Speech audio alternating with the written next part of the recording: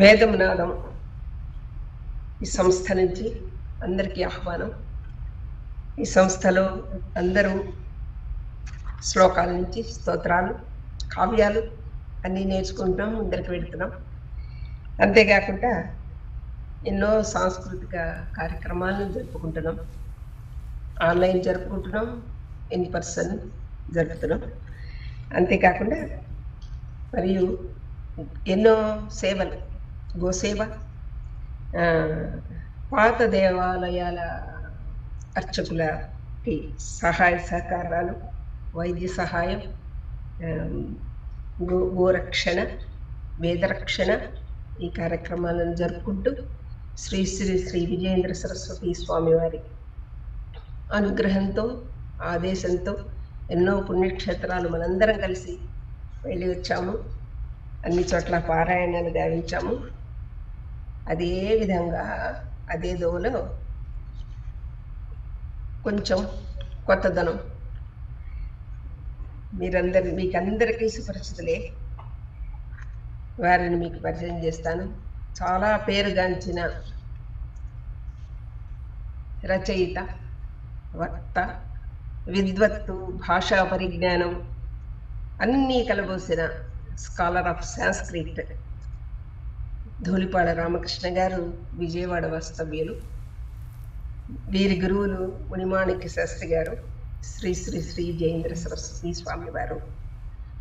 వీరు మెరిస్టల్ల కాలేజీలో head of the డిపార్ట్మెంట్గా సాంస్క్రిట్లో ప్రొఫెసర్గా పనిచేస్తున్నారు. అంతేకాకుండా వీరు PhD degree Sanskrit university of పూణేలో పట్టాపుచ్చుకున్నారు.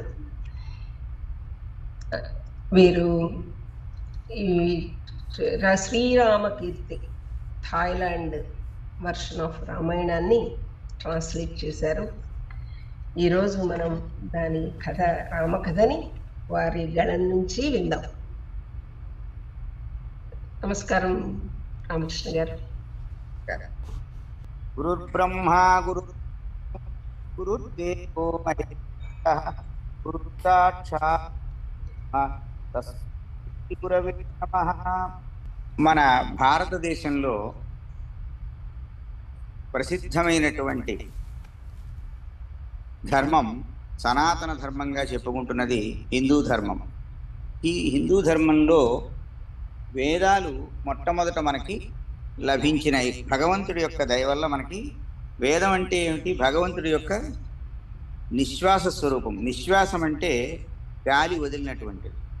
అయితే ఈ వేదాధ్యయనం అనేది అందరూ చేయడం కష్టం, చాలా నియమంగా చేయవలసినటువంటిది. కాబట్టి వేదాధ్యయనం, వేదంలో ఉన్నది అందరికీ ఉండాలి అనే ఉద్దేశంతో భగవంతుడే ప్రేరణ ఆ వేదాన్ని అనేక రకాల కావ్యాలు, పురాణాలు మొదలైన వాటితో అందరికీ అందుబాటులో తీసుకురా భగవంతుడు.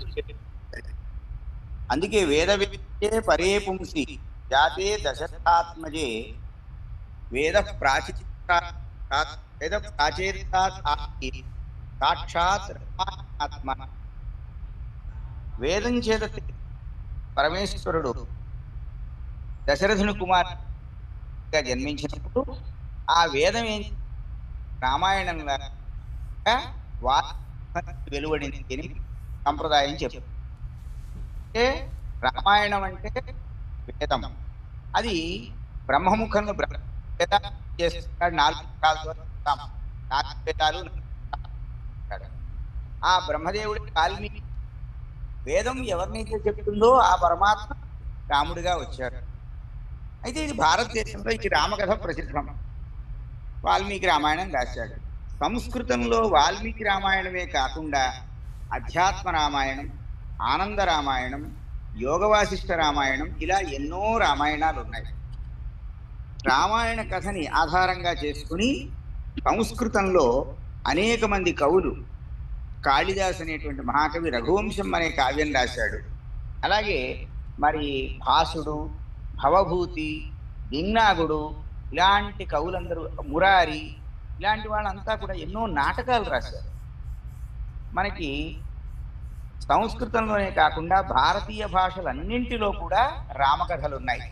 తెలుగులో చాలా రామకథలు ఉన్నాయి. భాస్కర రామాయణం, మొల్ల రామాయణం, తర్వాత మరి మోక్షగుండ రామాయణం, ఎన్నో రామాయణాలు. ఈ శతాబ్దంలోనే ముగ్గురు మొత్తం రామాయణాన్ని రాశారు.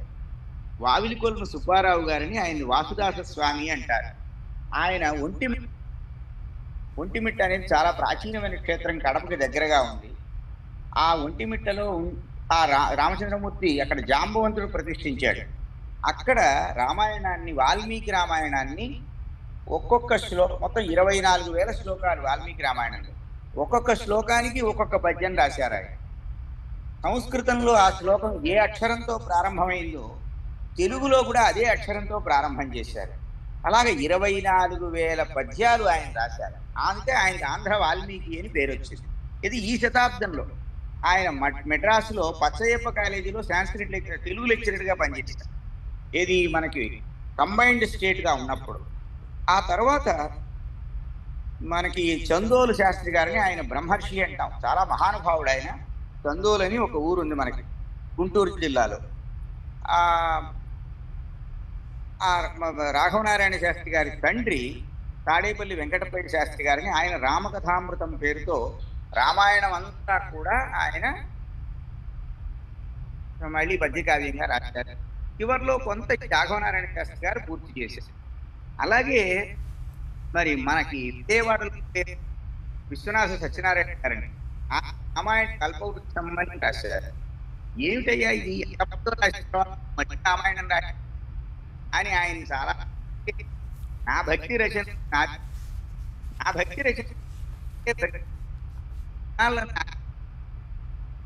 రచిస్తాను. తర్వాత నా సకలోహ సనాథము, ఎన్ని ఊహలు నేను చేయగలను అన్ని ఊహలను కూడా ఈ రామకథలో నేను తెచ్చానని ఆయన ప్రకటించారు. అద్భుతంగా రామాయణ కల్పవృక్షం రాస్తే ఆ రామాయణ కల్పవృక్షం వల్ల ఆయన మొదట మనకి బాధ్యత. ఇలాగా రామచంద్రతో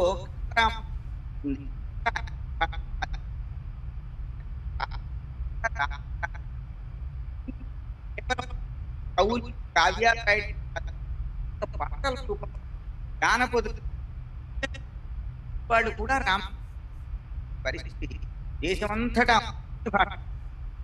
అయితే ఇది ఇంతవరకే మనకి సహజంగా అనుకుంటాం మనం. భారతదేశానికి సంబంధించింది ఈ రామకథ. ఈ రాముడు భారతీయులకి దైవం, వీళ్ళు ఆరాధిస్తారు అని కాదు. మొత్తం ఏషియా అంతా కూడా రామకథ వ్యాపించి ఉంది. అంటే ఏషియా అందరికీ ఒక, అంటే ఆసియా ఖండంలో ఉన్నటువంటి వారందరికీ కూడా ఒక కథ ఏదైనా సమానంగా ఉంది అంటే అది రామకథ అన్నమాట. ఏషియన్ కంట్రీస్ అన్నింటిలో కూడా ఈ రామకథ రకరకాలుగా కనపడుతుంది. శ్రీలంకలో ఒక రామాయణం, శ్రీలంక దేశీయులు రామకథగా చెప్తున్నారు. మన దేశంలో ఉన్న కథే కాకుండా కొన్ని కథలు ఇంకా అక్కడ వాళ్ళు ప్రత్యేకంగా రాముడి గురించి చెప్పుకునే ఉన్నాయి. అలాగే టిబెట్లో ఉంది, చైనాలో ఉంది, కంబోడియాలో చాలా ఎక్కువగా ఉంది, తర్వాత లావోస్లో ఉంది, బర్మాలో ఉంది, మరి థాయిలాండ్లో ఉంది, ఇంకా ఎన్నో దేశాల్లో, కంట్రీస్ అన్నింటికి, కొరియాలో ఉంది రామాయణం. కొరియన్ దేశస్తులు ఇప్పటికీ కూడా రామవంశానికి వాళ్ళకి ఏదో బంధుత్వం ఉందని చెప్తారు. ఇలాగ రకరకాలుగా కూడా మొత్తం ఆసియా ఖండం అంతా కూడా రామకథ వ్యాపించింది. అది ఏనాడో వ్యాపించింది. ఎలా వ్యాపించింది అనేది అంటే, ఒకప్పుడు మన కావ్యాల్లో ఏమని వర్ణించేవాళ్ళంటే, భారతదేశం ఎక్కడి నుంచి ఎక్కడ దాకా అంటే భారతదేశానికి 4 పక్కల కూడా సముద్రం ఉంది అని మన పుస్తకాల్లో ఉంది. ఇప్పుడు మనం ఏమనుకుంటున్నాం, ఉత్తరాన హిమాలయ, దక్షిణాన కన్యాకుమారి. కానీ ఒకప్పుడు అప్పుడు నేను మన ఉద్దేశం ప్రకారం ఈ దేశాలన్నీ కూడా అదంతా సరే కాదు. ఇప్పుడు ఈ రామకథలో ఎందుకు వచ్చింది అంటే, వాల్మీకి ప్రధానంగా ఏంటంటే, మనిషి ఒక విలువలతో జీవితం గడపాలి. అయితే విలువలు అనేది ఎవరు నేర్పాలి, ఎవరు చెప్తే మనం ఆ విలువల్ని గ్రహిస్తాం మనకి ఎవరైనా నేర్పని వాళ్ళు ఆ విలువలు నేర్పితే మనం నేర్చుకుని వాటిని పాటిస్తాం. అది కుదరదు అసలు. ఆచరించాలి. ఎవరైనా ఆచరించిన వాడు మనకి ఆదర్శంగా అవుతాడు. అందుకని భగవంతుడే మనుష్య రూపాన్ని ధరించి రామచంద్రమూర్తి యొక్క రూపంతో ఈ భూమి మీద నడయాడి ఏవి విలువలో తను ఆచరించి తల్లిదండ్రుల్ని గౌరవించడం, సోదరులతో ప్రేమగా ఉండడం, భార్య పట్ల నిబద్ధత కలిగి ఉండడం, తర్వాత తనని ఆశ్రయించినటువంటి స్నేహితులకి వాళ్ళకి కావలసిన సహకారం చేయడం, ఇలాంటి ఎన్నో. తర్వాత మరి నేను శరణాగతుడిని అన్నప్పుడు ఎంతకైనా సరే నేను నీకు అభయాన్ని ఇస్తున్నాను, నీకు కావలసింది నేను ఇస్తాను అని ముందే ప్రతిజ్ఞ చేసి వాళ్ళకి ఆ ప్రతిజ్ఞకి తగ్గట్టుగా వాళ్ళకి అనుకూలమైనటువంటి పరిస్థితిని కల్పించడం, ఇలాగ ఎన్నో విషయాల్లో మనకి రామచంద్రమూర్తి కథ ఆదర్శంగా. అయితే ఈ కథలు ప్రపంచమంతా, అంటే ముఖ్యంగా ఏషియన్ కంట్రీస్ అన్నింటిలోకి వ్యాపించిందని చెప్పుకున్నాం కదా. ఇక్కడ ఈ మూల కథ ఉంటూ అక్కడ ఎలా ఉంటుందంటే అక్కడి కథలు కూడా కొన్ని జోడింపబడతాయి.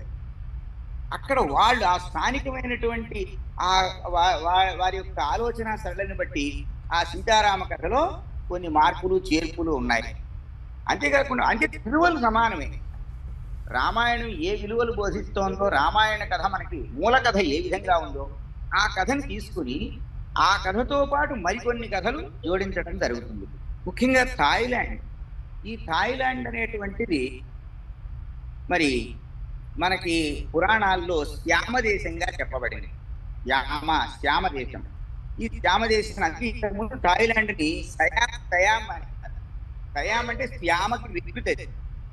అయితే ఆ శ్యామ దేశంగా సయామ్ దేశంగా ఉన్నటువంటి ఆ దేశానికి రాజధాని 18వ శతాబ్దం దాకా, అంటే ఒక 300 సంవత్సరాలకు ముందు ఆ థాయి దేశానికి రాజధాని పేరు అయోధ్య.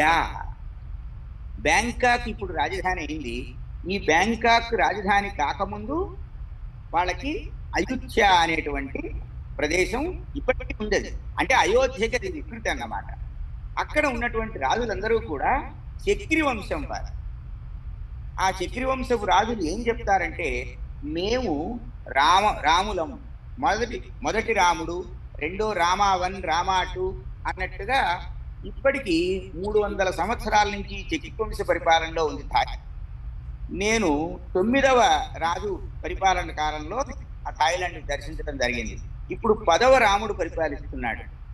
ఆశ్చర్యం చూడండి. మనం రామరాజ్యం కావాలి అంటుంటే థాయి దేశస్థులు వాళ్ళ రాజుని రాముడుగా కొలుచుకుంటారు. అలాగే ఆ రాజు కూడా రామ అనేది ఒక బిరుదంగా, ఒక టైటిల్ లాగా ధరిస్తారు. అదొక ఆశ్చర్యం. మామూలుగా థాయిలాండ్ అంటే ప్రపంచంలో ఏదో పర్యాటక స్థలం, అక్కడ ఏవేవో అనేక రకాలైనటువంటి భోగాలవి దొరుకుతాయి, ఇలాంటి ఆలోచనతో ప్రపంచం పర్యాటకమైనటువంటి ఆలోచనతో ఉంటుంది. కానీ ఆ థాయిలాండ్ అంతా కూడా ప్రత్యేకించి ఈ రామ సంబంధమైనటువంటి కథతో జోడింపబడి ఉంది. ఇది చాలా ఆశ్చర్యమైన విషయం. అయితే ఇప్పుడున్నటువంటి బ్యాంకాక్కి వాళ్ళు బ్యాంకాక్ అని పిలవరు, థాయిలాండ్ వాళ్ళు. థాయి అనేది వారి జాతి నామం. వారు మాట్లాడేటువంటి భాష పేరు థాయి. అందువల్ల వాళ్ళు థాయిలాండ్గా మారింది. కానీ పూర్వం ఇది శ్యామ దేశం అన్నమాట. అయితే బ్యాంకాక్ను వాళ్ళు క్రుంగ్థేవ్ అంటారు. మనం బయట వాళ్ళని వెళ్ళినప్పుడు బ్యాంకాక్ అంటాం, కానీ వాళ్ళందరూ కూడా క్రుంగ్థేవ్ అంటారు. దేవ్ అంటే దేవ, కృంగ్ అంటే స్థానం, అంటే దేవస్థానం అని పేరు. వారి ఎలా భావిస్తారు, వాళ్ళ ఆశయం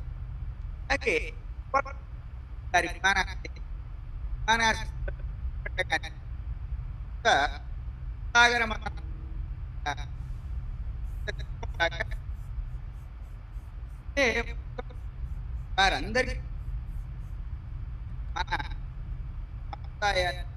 అయితే దేవస్థానం అని వాళ్ళు కృంగ్థేవ్ అనే పేరుతో దేవస్థానంగా వాళ్ళ రాజధానిని భావించడం. ఆ తర్వాత బౌద్ధ దేశం అంటే బుద్ధుడు యందు వాళ్ళు బుద్ధుని యొక్క వాక్కుల్ని వాళ్ళంతా కూడా అనుసరిస్తారు. అయినప్పటికీ కూడా రామకథ వాళ్ళ జీవితంలో చాలా ప్రధానంగా ఉంది. రాజు యొక్క రాజప్రాసాదం ఏదైతే ఉంటుందో ఆ రాజప్రాసాదం ఆవరణలో పెద్ద పెద్ద మూర్తులు, అంటే విగ్రహాలు అన్నమాట. సుగ్రీవుడి విగ్రహం ఉంది. ఇంకా రామాయణ పాత్రల మూర్తులు ఎన్నో ఉన్నాయన్నమాట. అంతేకాదు రామకథ అంతా కూడా నేల దగ్గర నుంచి పైకప్పు దాకా మొత్తం తైలవర్ణ చిత్రాలు అంటే పెయింటింగ్స్ తో అద్భుతంగా చెక్కబడి ఉంటుంది. బౌద్ధ దేవాలయాల్లో కూడా రామాయణ పుణ్య శిల్పాలు అంటే గోడల మీద శిల్పాలు, రామాయణ శిల్పాలు ఉంటాయి బౌద్ధ ఆరామాలు. అంతేకాకుండా మరి ఒక పెద్ద బౌద్ధారామం ఉంది. ఆ బౌద్ధారామానికి ఎదురుగా కొండ మీద నుంచి హనుమంతుడు చూస్తూ ఉంటాడు, పెద్ద హనుమంతుడు. ఈ విధంగా వాళ్ళు హనుమంతుడిని ఎక్కువగా పూజించడం చేస్తూ ఉంటారు. 300 సంవత్సరాల నుంచి వాళ్ళంతా రామనామం పెట్టుకున్నారు, నేను రాముణ్ణి రాముణ్ణి అని చెప్పుకుంటారు. అంతేకాకుండా మరి ఇప్పుడు ఈ థాయి రామాయణం అనేది మొట్టమొదటి రాజు, ఇప్పుడు మనం 10వ రాజు ఉన్నాడని చెప్పాం కదా, ఆ మొట్టమొదటి రాజు ఈ రామాయణాన్ని ఆయన సేకరించి అంతా కూడా రామకథని వాళ్ళకి అంటే ప్రజల యొక్క జీవన విధానంలో పెనవేసుకుపోయినటువంటి రామకథలు అంటే అందరూ చెప్పుకుంటూ ఉంటారు ఓరల్గా, వీటన్నింటికీ ఒక రూపం ఇచ్చాడు ఆ మహానుభావుడు. ఆ తర్వాత మరి మంకుడు అనేటువంటి రాజు మొట్టమొదటి రామకథని సేకరించినటువంటి వాడు బుద్ధయోధ అనేటువంటి ఒక పండితుడు, ఆయన రాజు. ఆయన రామకథ అంతా కూడా కీర్తన చేశాడు. ఇప్పటికీ కూడా థాయిలాండ్ లో ఆ బుద్ధయోధ అని ఆయన చేసినటువంటి ఆ రామకథని వాళ్ళు అబ్బాయి ఎంత బాగుంది, ఎంత మధురంగా ఉంది, ఎంత మధురంగా ఉంది అని వారు ఆస్వాదిస్తూ ఉంటారు. ఆ తర్వాత బుద్ధ నాయి లర్త్ లేత్ అనేటువంటి రాజు దాన్ని నాట్య రూపంగా అంటే ఒక ప్రదర్శన యోగ్యంగా తయారు చేశాడు. ఇప్పటికీ కూడా థాయిలాండ్ లో అదే ఒక ప్రసిద్ధమైనటువంటి ప్రదర్శన అన్నమాట. రామాయణ ప్రదర్శన అనేది వారికి చాలా ముఖ్యమైనది. వారికి పండుగలు ప్రధానమైనటువంటి ఆ రోజుల్లో వాళ్ళు సాంస్కృతిక కార్యక్రమాల్లో రామాయణ ప్రదర్శన చేస్తారు. అది చాలా విశేషంగా ఉంది. తర్వాత ఈ మంకుటుడు అనేటువంటి ఒక రాజు, ఆ రాజు ఏం చేశాడంటే ఈ రామకథని వివరించేంత వరకు కూడా ఈ రామాయణం అనేది వాల్మీకి రాశాడు. ఈ భారతదేశంలో అనే విషయం థాయిలాండ్, ఇది మన దేశం, ఇక్కడే జరిగింది, రాముడు ఇక్కడే పుట్టాడు, ఇక్కడే పుట్టింది, ఇక్కడే రామరావణ జరిగింది, ఇక్కడే హనుమంతుడు సుగ్రీవ పర్వతం తెచ్చాడు, ఇదిగో ఇక్కడ సంజీవ పర్వతం తెచ్చింది చోటు. ఇలాంటివన్నీ కూడా వాళ్ళకి అనేక రకాలుగా రామాయణంతో ఆ మొత్తం దేశమంతా కూడా ఈ ప్రాంతంలో ఈ రామకథ జరిగింది, ఈ ప్రాంతంలో ఈ రామకథ అనేటువంటి భావంతోనే వారంతా ఉన్నారు. ఈ మంకుటుడు చెప్పాడు మొట్టమొదట, ఇది 18వ శతాబ్దంలో, ఇది భారతదేశంలో జరిగిన కథ, ప్రధానంగా అక్కడిది, దీన్ని వాల్మీకి మహర్షి గానం చేశాడు, అక్కడి నుంచి మనం పొందాము అని ఆయన చెప్తే, కానీ ఇది కేవలం అక్కడ ఉన్న విద్వాంసులకి మాత్రమే తెలుసు. అక్కడ ఉన్నటువంటి వారికి బాగా తప్ప సామాన్య జనులకి మాదే రామాయణం, ఇక్కడే కదా జరిగింది అంటూ ఉంటారు వాళ్ళు.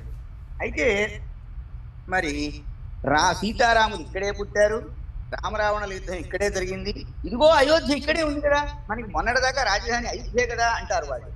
సంజీవన్ని ఇక్కడి నుంచే తీసుకెళ్ళాడు ఈ పర్వతంలో అని ఒక పర్వతం చూపిస్తూ ఉంటారు.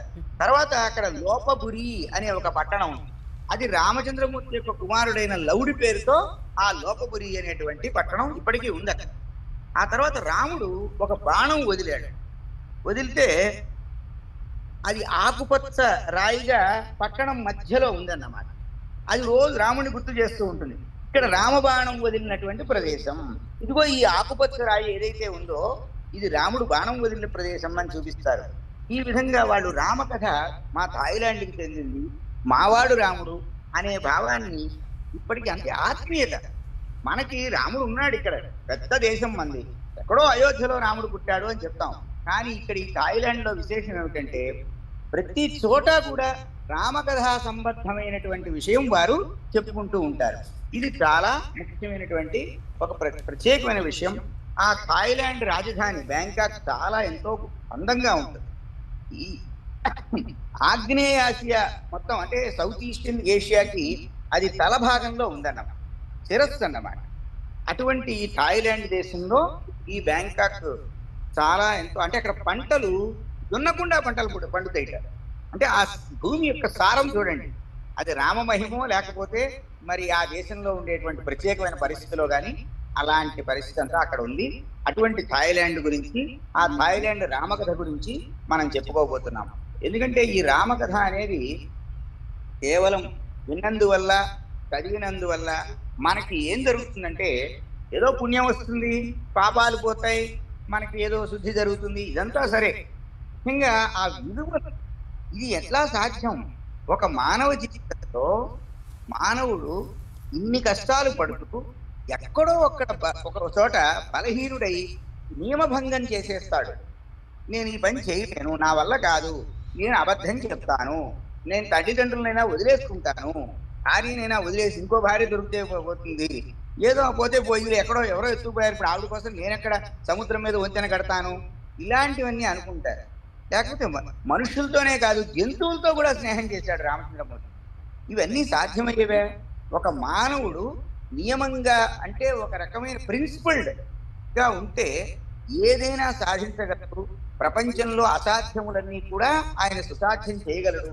మనుష్యుడికి అంత శక్తి ఉంది అని భగవంతుడు మనకి చెప్పడానికి, అంటే మన ఆచరణలో లోపాలను సరిదిద్దుకుని లోపాలే జరగకుండా ఎంత మనకి వ్యతిరేక పరిస్థితులు ఉన్నప్పటికీ కూడా ఎంతో ప్రేమగా చూసినటువంటి కైకేయి సవతి తల్లి ఒక్కసారిగా నువ్వు అడవికి వెళ్ళాలి, 14 ఏళ్ళు అడవికి వెళ్ళాలి, అది కూడా ఎలా వెళ్ళాలి? ఒక ఋషివేషంతో వెళ్ళాలి, నువ్వు రాజకుమారుల్లా వెళ్ళటానికి వీల్లేదు అని చెప్తే దానికి ఇష్టపడి కందమూలాలు భక్షించి ఆ వనవాసం చేయడానికి వెళ్ళిపోయాడంటే ఇది మామూలు విషయం కాదు. మామూలుగా వృద్ధుడిని, దశరథ మహారాజు వృద్ధుడు, నువ్వు వెళ్ళవయా, ముసల్తనంలో వెళ్ళాలి తపస్సుకి అని అనాల్సింది. కానీ యవ్వనంలో ఉన్నటువంటి రామచంద్రమూర్తి వనవాసం చేశాడు.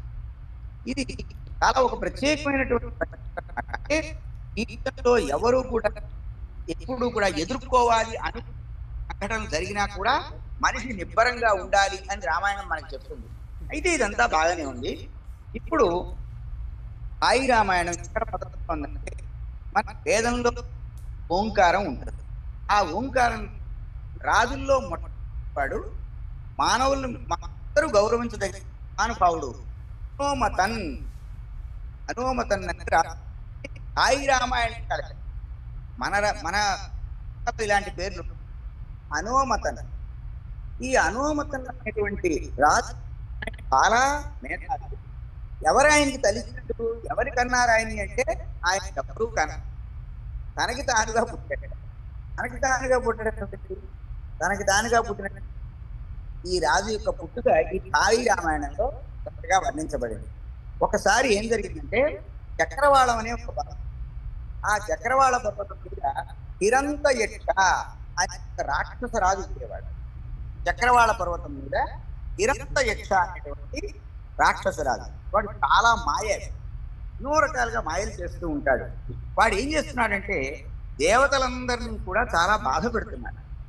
అప్పుడు దేవతలు ఎలా అని, మనకి ఈ బాధలు ఎలా తప్పుతాయి అని ఒకసారి కైలాసవాసి అయినటువంటి పరమేశ్వరుడి దగ్గరికి వెళ్ళారు. వెళ్ళి ఆయన్ని ప్రార్థించారు. ప్రార్థిస్తే ఆ కైలాసవాసి ఈశ్వరుడు ఏం చేశాడంటే నారాయణుణ్ణి స్మరించాడు. నారాయణుడు ప్రత్యక్షమయ్యాడు అక్కడ. నారాయణుడు ప్రత్యక్షమై, నాతో ఏమైనా పనుందా నీకు, నువ్వు స్మరించే వాళ్ళల్లో నన్ను చేర్చావే అని ఆయన అడిగాడు. అడిగితే ఆ శివుడు ఏం చెప్పాడంటే హిరంతయక్షుడు అనేటువంటి రాక్షసుడు దేవతా సమూహాలను పీడిస్తున్నాడు, దేవగణాలు అతను చేసేటువంటి ఆ దుశ్చర్యలకి భయపడి బాధపడి నా దగ్గరికి వచ్చారు అని చెప్పి ఈశ్వరుడు చెప్పాడు. విష్ణు నన్ను ఎవరైనా సరే రక్షణ కోరి వస్తే వాళ్ళని కాపాడతాను అనే నమ్మకం వాళ్ళకు ఉన్నది. అందువల్ల వాళ్ళు ఆపదల పాలై నన్ను శక్తిచ్చారు, వాళ్ళని కాపాడాలి. అందువల్ల ఈ కోరికని, నా కోరిక తీరాలంటే ఎవరు తీర్చాలి? నా కోరిక నువ్వే తగినవాడి, నా కోరిక తీర్చడానికి తగినవాడి నువ్వు. అందువల్ల నువ్వేం చేయాలంటే నువ్వు వెళ్ళి ఆ చక్రవాళ పర్వతం ఆ రాక్షసుని తప్పి దేవతల్ని కాపాడు అని కోరాడు శివుడు. అయితే ఈ విధంగా నియమించాడు. ఎవరు? శివుడు నియమించాడు, నారాయణుణ్ణి నియమించాడు. మన రామాయణంలో ఎలా ఉంది? దేవతలు పాలసముద్రంలో పవళించినటువంటి నారాయణుడి దగ్గరికి వెళ్ళి ఆయన్ని కోరి ఆయన ప్రార్థిస్తే ఆయన రామచంద్రమూర్తిగా పుట్టినట్టుగా ఉంది. కానీ ఇక్కడ ఈ కథలో మార్పు ఏమిటంటే కైలాసవాసి ఈశ్వరుడి దగ్గరికి వెళ్ళి ఆయన్ని ప్రార్థిస్తే ఆయన నారాయణుడిని స్మరించి ఆ నారాయణుడిని తన కోరిక తెచ్చాడు. తన కోరిక ఏంటంటే దేవతల్ని కాపాడడం. దేవతలను ఎందుకు కాపాడాలి? వాళ్ళు భయభ్రాంతులై ఉన్నారు. ఎవరికి భయం ఉంటే ఆ భయం తొలగించడమే నా కర్తవ్యం. కానీ నేను కోరుకున్న ఈ పని నెరవేర్చడానికి సమర్థుడు నువ్వు అని పరమేశ్వరుడు నారాయణుడిని ప్రేరేపించాడు. నారాయణుడు ఆ చక్రవాళ పర్వతానికి వెళ్ళి ఆ రాక్షసుడి దగ్గరికి వెళ్ళాడు. వెళ్ళి చాలా భయంకరంగా పోరాడాడు. ఇక పోరాడి ఎన్నో పదునైన ఆయుధాలతో వాడిని చంపేశాడు. చంపిన తర్వాత ఆయన తన నివాసం ఏమిటి? పాలసముద్రం. అక్కడికి వచ్చాడు. వచ్చేటప్పటికి ఏం జరిగింది? అక్కడ ఒక పద్మంలో ఒక పసివాడు పడుకుని ఉన్నాడు. నారాయణుడు క్షీర సముద్రానికి చేరినప్పుడు హిరంతయక్షుణ్ణి చంపి తన ప్రదేశానికి తాను చేరుకున్నప్పుడు ఒక పద్మం, ఆ పద్మంలో పడుకున్నటువంటి పసివాడిని చూశాడు. ఆశ్చర్యం వేసింది. ఏమిటిది? ఎవడి పిల్లాడు అని ఈ పిల్లవాడిని తీసుకుని మళ్ళీ కైలాసానికి వెళ్ళాడు. వెళ్ళి ఈశ్వరుడికి చూపించి సంతోషంతో ఆయనకి సమర్పించాడు. ఈ పసివాడిని నీకు సమర్పిస్తున్నానన్నాడు. అప్పుడు ఈశ్వరుడు చాలా సంతోషపడి ఆ పసివాడికి అనోమతన్ అని నామకరణం చేశాడు. చాలా చక్కగా ఉన్నాడు చూడటానికి ఆ పిల్లాడు. అతని అవయవాలన్నీ చాలా ముద్దుగా ఉన్నాయి. అప్పుడు ఈశ్వరుడు ఏం చేశాడు? అనోమతన్ అని పేరు పెట్టడమే కాకుండా ఈ భూమికి ఇతడు మొట్టమొదటి రాజు అవుతాడు అని ఆశీర్వదించాడు. కాబట్టి ఈ విధంగా అనోమతన్ అనేటువంటి వాడు ఈ భూమి మీద మొదటి రాజుగా ఈశ్వరుడి చేత పంపబడ్డాడు. అతను ఎలా జన్మించాడంటే పాలసముద్రంలో నారాయణుడు హిరంతయక్షుణ్ణి చంపి వచ్చిన తర్వాత ఒక పద్మంలో పసివాడిగా కనపడ్డాడు. అయితే మనకి కాళిదాస మహాకవి రఘువంశం అనేటువంటి కావ్యం రాశాడు. అది రామాయణం ఆధారంగా రాశాడు ఆయన. అందులో ఆయన వైవస్వతో మనుర్నామ మాననీయో మనీషిణాం అని మనుష్యులకి వైవస్వత మనువు అనేటువంటి వాడు రాజుగా మొదట వచ్చాడు. ఆ వైవస్వత మనువంశంలో దశరథ మహారాజు జన్మించాడు. ఆ తర్వాత రామచంద్రమూర్తి ఆ దశరథ మహారాజుని తండ్రిగా కోరుకుని ఆయన జన్మించాడు. నారాయణుడే రామచంద్రమూర్తిగా జన్మించాడని చెప్పాడు. ఇప్పుడు అనోమతన్ వైవస్వత మను చూడండి. ఆ వైవస్వత మను అనేటువంటి మాటకి అనోమతన్ అనేది ఏదైనా ఒక వికృతిగా అనిపించవచ్చు. ఏది ఏమైనప్పటికీ వైవస్వత మనువు యొక్క జన్మ వృత్తాంతం మన గ్రంథాల్లో చెప్పినట్టుగా వేరుగా ఉంది. ఇక్కడ అనోమతన్ ఎలా వచ్చాడు అనేది వేరుగా ఉంది. ఇది ఈ థాయిలాండ్ రామాయణంలో మొట్టమొదటి ఈ భూమికి రాజు అనోమతన్ అని, ఆ అనోమతన్ అనేవాడు తనకు తానుగా జన్మించాడని, మరి ఆయన నారాయణుడి చేత మొట్టమొదట కనుగొనబడ్డాడు, ఈశ్వరుడి చేత ఈ భూమికి రాజుగా చేయబడ్డాడు అని ఈ థాయి రామాయణం చెప్తోంది. అయితే మరి ఈ అనోమతన్ అనేటువంటి రాజు అయ్యాడు కదా. ఆయన రాజుకు ఒక రాజధాని ఉండాలి. ఆ రాజధాని అయోధ్య రాజధానిగా అయింది.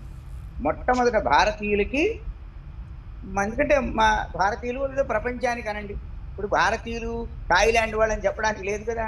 ఎందుకంటే ఈ థాయి రామాయణం ఏం చెప్తోంది? అనోమతన్ అనేవాడు మొదట మనుష్యులకి రాజు, ఆయనకి రాజధాని అయోధ్య అని చెప్తోంది. ఈ అయోధ్య భారతదేశంలో అయోధ్య లేకపోతే థాయిలాండ్లో ఉన్న అయోధ్యానా అంటే థాయిలాండ్లో ఉన్న అయోధ్య అయినా కావచ్చు వాళ్ళ లెక్క ప్రకారం, మన దేశంలో ఉన్న అయోధ్య అయినా కావచ్చు. అయితే ఈ అయోధ్య నగరాన్ని ఎవరు నిర్మించారు? ఈ అయోధ్య నగరం దేవేంద్రుడు నిర్మించి ఇచ్చాట ఆ అనోమతన్ అనే రాజు. దేవతల రాజు మానవరాజు అయినటువంటి అనోమతన్కి రాజధాని నగరాన్ని నిర్మించి ఇచ్చాడు. ఇటువంటి విషయాలు ఏవి మన రామాయణంలో లేవు, ఇవి థాయిలాండ్ రామాయణంలో ఉన్నాయి. అయితే మరి ఇంద్రుడు ఆ నగరాన్ని ఎలా నిర్మించాడు? అయోధ్యని ఎలా నిర్మించాడంటే నిర్మించడానికి బయలుదేరి తన నగరం అనేది అమరావతి. అమరావతి అంటే దేవలోకంలో అంటే స్వర్గంలో ఉండేటువంటి ఇంద్రుడికి రాజధాని పేరు అమరావతి. తన అమరావతి నగరం నుంచి బయలుదేరాడు. బయలుదేరేప్పటికి దోవలో దైవ సంకల్పం చేత ఒక 4 ఋషులు కలిశారట ఆయన. ఇంద్రుడు అయోధ్య నగరాన్ని నిర్మించడానికి వెళుతున్నప్పుడు, తన నగరం నుంచి వెళుతున్నప్పుడు దోవలో 4 ఋషులు కలిశారు. ఆ 4 ఋషుల పేర్లు ఏమిటండి? అచంగవి అని ఆయన ఒక ఋషి, యుగాగ్ర అని ఆయన ఒక ఋషి, దాహ అని ఆయన ఒక ఋషి, యాగ అని ఆయన ఒక ఋషి. అచంగవి, యుగాగ్ర, దాహ, యాగ. ఇప్పుడు ఈ మొదటి అక్షరాలు తీసుకోండి. అచంగవిలో ఆ, యుగాగ్రలో యు, దాహాలో ద, యాగాలో యా. ఆ యు ద యా. అయోధ్య అనేది ఈ నలుగురు ఋషుల యొక్క పేర్లతో ఏర్పడింది అని ఈ థాయిలాండ్ చెప్తారు.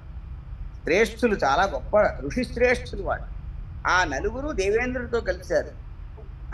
వాళ్ళ అక్షరాలు తీసుకుని, అది వాళ్ళ పేర్లలో ఉన్న మొదటి అక్షరాలు తీసుకుని ఆయన ఆ నగరానికి అయోధ్య అని నామకరణం చేశాడట. ఇదంతా కూడా మనకి తెలియనటువంటి, మన రామకథల్లో ఎక్కడా లేనటువంటి ఎన్నో రామకథలు ఉన్నాయి మనకి.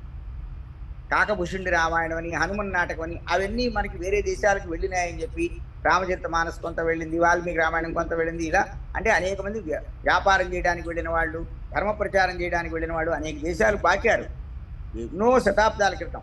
వాళ్ళ ద్వారా ఈ రామకథ విస్తృతంగా వ్యాపించింది అని మనం చెప్తూ ఉంటారు కొంతమంది. ఏది ఈ హిస్టరీ చెప్పేవాళ్ళు, తర్వాత ఇతిహాసాల్లో అలా చెప్తారు, ఏవో శాసనాలు అవన్నీ లభించినాయి, వాటిని బట్టి కూడా చెప్తారు. కానీ ఈ థాయి రామాయణం ఏం చెప్తోందంటే, హనుమతన్ అనేటువంటి వాడు నారాయణుడి చేత మొదట కనుగొనబడ్డాడు. క్షీరసాగరం దగ్గర ఒక పద్మంలో ఆ పసివాడుగా ఈశ్వరుడికి సమర్పిస్తే ఈశ్వరుడు వాడికి హనుమతన్ అని పేరు పెట్టాడు. పెట్టి ఆ హనుమతన్ను భూమికి మొదటి రాజువారిని ఆయన ఆశీర్వదించాడు. ఆ తర్వాత దేవేంద్రుడు అతనికి నగరాన్ని నిర్మించి అయోధ్యను నిర్మించాడు. ఆ అయోధ్య నగరాన్ని నిర్మించడానికి దేవేంద్రుడు వెళుతున్నప్పుడు నలుగురు ఋషులు ఆయన కలిశారు. వాళ్ళ గౌరవార్థం వాళ్ళు ఇచ్చినటువంటి సలహాలతో ఆయన నిర్మించి ఉండవచ్చు. అందుకని వాళ్ళ పేర్లలో మొదటి అక్షరాలతో అయోధ్య అని పేరు పెట్టాడు. అయితే ఈ హనుమతన్ మహారాజు ఎవరు? ఆ హనుమతన్ మహారాజు మన దశరథ మహారాజు గారికి తండ్రి. దశరథ మహారాజు హనుమతన్కి పుట్టాట. మన గ్రంథాల్లో ఏమనుందండి? దశరథ మహారాజు గారి తండ్రి పేరు అజమహారాజు, అజమహారాజు గారి తండ్రి పేరు రఘుమహారాజు, రఘుమహారాజు గారి తండ్రి పేరు దిలీప మహారాజు. ఇలా మనకి అనేక మంది ఆ వంశీయులైనటువంటి ప్రాచీనులందరి పేర్లు కూడా మనకి చాలా ఉన్నాయి వాల్మీకి రామాయణంలో. ఈ థాయి రామాయణంలో నారాయణుడు ఉన్నటువంటి హనుమతన్ అనేటువంటి వాడు మొదటి రాజు. ఆ మొదటి రాజు కుమారుడు దశరథుడు అని చెప్పేశారు. అయితే ఆ దశరథుడికే శ్రీరామచంద్రమూర్తి కుమారుడుగా పుట్టాడు. కాబట్టి ఇది చాలా సులువుగా 3 తరాలు: హనుమతన్, దశరథ మహారాజు, రామచంద్రమూర్తి. అయితే ఈ రామచంద్రమూర్తి పుట్టడానికి ముందు జరిగినటువంటి విశేషం, రామజన్మ ఎలా జరిగింది అంటే, దశరథ మహారాజుకి 3 భార్యలు ఉన్నారు. మన రామకథలో ఉన్నట్టుగానే కౌసల్య, సుమిత్ర, కైకేయి అనేటువంటి 3 రాణులు. అయితే 3 రాణులు ఉన్నప్పటికీ కూడా ఆయనకి కుమారుడు పుట్టలేదు. కుమార్తెలు పుట్టారా అనే విషయం ఇక్కడ లేదు. కుమారుడు పుట్టలేదు. కుమారుడు పుట్టకపోయేటప్పటికీ ఆయన చాలా బాధ కలిగింది. ఆయన ఏం చేశాడంటే పుత్రేష్టి చేయాలనుకున్నాడు. పుత్రకామేష్టి అంటాంగా మనం. ఒక యాగం అంటే పుత్రుణ్ణి పొందడానికి కావలసిన యాగం చేయాలనుకున్నాడు. ఆ యాగం చేయడానికి ఆయన ఒక ఋషి యొక్క సహకారం తీసుకున్నాడు. ఆ ఋషి పేరు కలైకోటి. మనకి మామూలుగా ఋష్యశృంగ మహర్షి, మరి వశిష్ఠుల వారు వాళ్ళంతా యాగం చేయించారు, అశ్వమేధ యాగం చేయించారు, పుత్రకామేష్టి యాగం చేయించారని వాల్మీకి రామాయణంలో ఉంది. ఇక్కడ కలైకోటి అనే ఋషి యొక్క సహకారంతో పుత్రేష్టి చేశాడట దశరథ మహారాజు. అయితే ఆ కలైకోటి అనే ఆయన లేడీ ఆకారంలో ఉన్నాడు, ఒక డీర్ ఆకారంలో ఉన్నాడు. ఇది థాయి రామాయణం చెప్తోంది. అయితే ఆ ఋషి కూడా తనకి తానుగా యాగం చేయలేదు, ఈశ్వరుని సంప్రదించాడు వెళ్ళి. ప్రతిదానికి ఇక్కడ శివుడితో కనెక్షన్. ఈశ్వరుని సంప్రదించినప్పుడు ఏం జరిగిందంటే, అదే సమయంలో బ్రహ్మదేవుడు, విష్ణువు, ఈశ్వరుడు వీళ్ళందరినీ ఉపాసించినటువంటి రాక్షసులు అనేక వరాలు పొంది లోకాలని బాధిస్తున్నారు. ఒక లోకాన్ని కాదు, 3 లోకాల్ని, పైలోకాల్ని, భూమి యొక్క క్రింద లోకాల్ని, భూలోకంలో ఉన్న వాళ్ళందరినీ బాధిస్తూ ఉన్నారు. మరి దశరథ మహారాజుకి ఇప్పుడు ఎవరు జన్మించాలి? కలైకోటి ఈశ్వరుని సంప్రదించాడు. కానీ ఈశ్వరుని సంప్రదించినప్పటికీ కూడా ఈశ్వరుడు ఇప్పుడు నిర్ణయం చేసుకున్నాడు, నారాయణుడే గనక స్వయంగా కుమారుడుగా జన్మిస్తే ముల్లోకాలకి రక్షణ చేకూరుతుంది అని ఈశ్వరుడు భావించాడు. వెంటనే ఏం చేశాడు, మరి లోకక్షేమాన్ని కోరుకుంటున్నటువంటి ఈ ఋషి కూడా కలైకోటి కూడా లోకక్షేమం కోరుకుంటున్నాడు. ఆయన శివుడి దగ్గరికి వెళ్ళాడు. అప్పుడు ఈ ఈశ్వరుడికి సలహా ఇచ్చాడు ఈయన కలైకోటి, నారాయణుణ్ణి మీరు కుమారుడిగా పంపితే బాగుంటుంది అని చెప్పి ప్రతిపాదించాడు. ఈశ్వరుడు వెంటనే అంగీకరించాడు. కలైకోటి, నువ్వు చెప్పింది నిజం, నారాయణుణ్ణే మరి దశరథ మహారాజు కుమారుడుగా గనక మనం కోరితే అప్పుడు ఆయన వల్ల ఈ రాక్షసులందరూ కూడా మరి నివారింపబడతారు, వారి బాధలు తొలుగుతాయని చెప్పి నారాయణ ప్రభువుని ఆహ్వానించాడు ఆయన. శివుడు ఆహ్వానించేటప్పటికి నారాయణుడు వెంటనే కైలాసానికి చేరుకున్నాడు, ఈశ్వరుడితో కలిశాడు. నువ్వు సజ్జనులను కాపాడటానికి, అకృత్యాలు చేయకూడని పనులు చేసేవాళ్ళని నశింపజేయడానికి దశరథుని కుమారుడు అయితే బాగుంటుంది అని నారాయణుడికి సలహా ఇచ్చాడు ఈశ్వరుడు. అయితే నారాయణుడు ఏమన్నాడంటే అంగీకరించాడు. నేనొక్కడనే కాదు, నా చేతిలో ఉండే శంఖం, చక్రం, గద, అలాగే నా తల్పమైనటువంటి ఆదిశేషుడు అనంతనాగుడు, ఆయన పేరు ఇక్కడ అనంతనాగుడు అని రాస్తున్నారు, అలాగే లక్ష్మీదేవి, వీళ్ళు కూడా మనుష్య రూపంతో నాతో కలిసి భూమికి వస్తే నువ్వు అడిగిన పని జరుగుతుంది అన్నట్ట. నేను ఒంటరిగా వెళ్ళటం కాదు, నా శంఖం, చక్రం, గద, నా అనంతనాగుడు అంటే ఆదిశేషుడు, అలాగే లక్ష్మి, వీరు కూడా మనుష్య రూపంలో రావాలి, వస్తే ఈ పని జరుగుతుంది. అప్పుడు ఈశ్వరుడు అలాగే జరగని అని ఆయన అంగీకారం తెలిపాడు. అంటే ఈశ్వరాజ్ఞ లేనిదే, శివుని ఆజ్ఞ లేనిదే చీమైనా కొట్టదు అంటాం మనం తెలుగువాడు. ఇక్కడ ప్రతిదీ కూడా శివుడి ఆజ్ఞతో జరగడం అనేది ఈ థాయిలాండ్ కథలో ప్రత్యేకత. ప్రతి దానికి అప్రూవల్, ప్రతిదానికి కూడా శివుడు ఆజ్ఞాపించడం, లేదా ఏదైనా ఎవరైనా చేయాలనుకుంటే శివుడు దానికి అంగీకారం తెలపడం, ఇలాంటిది ప్రత్యేకంగా కనపడుతుంది ఈ థాయిలాండ్ రామకథలో. సరే, మరి విష్ణువు వెళ్ళిపోయాడు, అలాగే మహేశ్వరుడు అలాగే అంగీకరించాడు. అప్పుడు ఆ కలైకోటి వంక చూసి శివుడు ఇలా అంటున్నాడు, నీవు అయోధ్య నగరానికి వెళ్ళినైనా అక్కడ పుత్రేష్టి చెయ్యి. పుత్రేష్టి చేసినప్పుడు ఏం జరుగుతుందంటే, అగ్నిహోత్రంలో నువ్వు పుత్రేష్టి చేస్తున్నప్పుడు ఒక దివ్య పురుషుడు చాలా ఎంతో ప్రకాశమానంగా ఉంటాడు. ఆయన 4 అన్నపు ముద్దలు చేత్తో పట్టుకుని పైకి వస్తాడు అన్నాడు. మామూలుగా మనకి ఒక పాయస పాత్ర తీసుకుని వచ్చి దశరథ మహారాజుకి ఇచ్చాడు అని మన రామాయణంలో, వాల్మీకి రామాయణంలో లేదు, భారతదేశంలో ఉన్న రామాయణాల్లో ఉన్న కథలో ఉంది. కానీ ఈ థాయి రామాయణంలో ఉన్నటువంటి ప్రత్యేకత ఏమిటంటే, ఒక దివ్య పురుషుడే వచ్చాడు ఇక్కడ కూడా యజ్ఞగుండం నుంచి, కానీ 4 అన్నపు ముద్దలు తీసుకొని వస్తాడు. అయితే వాడు ఆ దివ్య పురుషుడు 4 అన్నం ముద్దలు తెచ్చినప్పుడు దక్షిణం వైపు నుంచి ఒకడు దూసుకొస్తాడు. దూసుకొచ్చి సగం అన్నం ముద్దల్ని కప్పి పారేస్తాడు, కనపడకుండా చేసేస్తాడు, చేసేసి ఎగిరెళ్ళిపోతాడు అన్నాడు. ఈ కథ అంతా ప్రత్యేకం అన్నమాట. దక్షిణం వైపు నుంచి వచ్చినటువంటి ఒకడు ఈ 4 అన్నం ముద్దల్లో సగం అంటే 2 అన్నం ముద్దలు అనుకోండి, వాటిని కనపడకుండా చేసేస్తాడు, చేసేసి ఎగిరిపోతాడు. మిగిలిన 2 ముద్దల్ని నువ్వు రాణుల చేత తినిపించు, దానివల్ల ఆ రాణులు గర్భవతులు అవుతారు, వాళ్ళకి 4 కుమారులు జన్మిస్తారు, దానివల్ల లోకానికి శుభం కలుగుతుంది అని ఈశ్వరుడు కలైకోటి ఋషికి చెప్పడం జరిగింది. మహేశ్వరుడు చెప్పాడు, శివుడి వాక్కు వ్యర్థం అవుతుందా? అలాగే అక్షరం, ప్రతి అక్షరం సత్యమైందన్నమాట. మరి ఎప్పటికీ కూడా శివుడి వాక్కు ఎప్పటికీ కూడా మరి విఫలం కాదు. నారాయణుడు స్వయంగా కౌసల్యకి రామచంద్రమూర్తిగా జన్మించాడు. మరి ఆయన ఇక్కడ ఎలా ఉన్నాడండి? బంగారు మేని ఛాయ. ఆయన యొక్క కాంప్లెక్షన్ ఏమిటండి? గోల్డెన్ కాంప్లెక్షన్ అన్నమాట. మామూలుగా మనకి నీలమేఘ శ్యాముడు ఆయన, కానీ థాయి రామాయణంలో రాముడు బంగారు ఛాయ గలవాడు. అలాగే కైకేయి గర్భం నుంచి చక్రం భరతుడుగా జన్మించాడు. విష్ణు చక్రమే భరతుడుగా జన్మించాడు. ఆయన రక్తపు రంగులో ఉంటాడు, ఎర్రగా ఉంటాడు. చూడండి, ఇవన్నీ కూడా ప్రత్యేకంగా థాయిలాండ్ రామాయణంలో మనకి చెప్పడం జరిగింది. అలాగే అనంతనాగుడు శంఖం. అనంతనాగుడు అంటే శేషశాయి. ఆ శేషశాయి అంటాం కదా శ్రీ మహావిష్ణువుని, ఆదిశేషుడు. ఇక్కడ అనంతనాగుడు అనే పేరుతో చెప్తున్నారు. ఈ అనంతనాగుడు శంఖం రెండూ కలిసి పచ్చగా లక్ష్మణుడి ఆకారంలో సుమిత్రకి జన్మించడం జరిగింది. తర్వాత గద మిగిలింది. ఆ గద సుమిత్రా గర్భంలో శత్రుఘ్న రూపంలో లేత ఎరుపు ఛాయ, అరుణవర్ణం అంటే ఆ లేత ఎరుపు ఛాయతో ఆయన జన్మించాడు. ఈ విధంగా లోక రక్షణ కోసం నారాయణుడు మరి తన తమ్ములు ఎవరెవరు, తన ఆయుధాలే తన తమ్ములుగా వస్తే, అంటే శంఖ గద చక్రాలతో ఆయన ఈ భూమి మీద అవతరించాడు. ఇది చాలా ఒక ప్రత్యేకమైనటువంటి థాయిలాండ్లో ఉన్నటువంటి రామకథలో విశేషాలు. ఈ డీటెయిల్స్ అన్నీ కూడా మనకి అంటే రాముడు ఎప్పుడు జన్మించాడు, భరతుడు ఎప్పుడు జన్మించాడు, లక్ష్మణుడు ఎప్పుడు జన్మించాడు, శత్రుఘ్నుడు ఎప్పుడు జన్మించాడు అనే విషయాలు ఉన్నాయి. కానీ వాళ్ళు ఏ ఛాయతో, వాళ్ళ శరీరం ఏ రంగులో ఉంది, ఎలా ఉంటారు వాళ్ళు, అనేది ఒక ప్రత్యేకంగా ఉంది. ఇక్కడ గద కూడా, గద మరి రావడం, శంఖ చక్రాలే చెప్పారు కానీ మన రామాయణంలో గద గురించి చెప్పలేదు. లక్ష్మణుడు, ఆదిశేషుడు లక్ష్మణుడుగా వచ్చాడని చెప్పారు అక్కడ.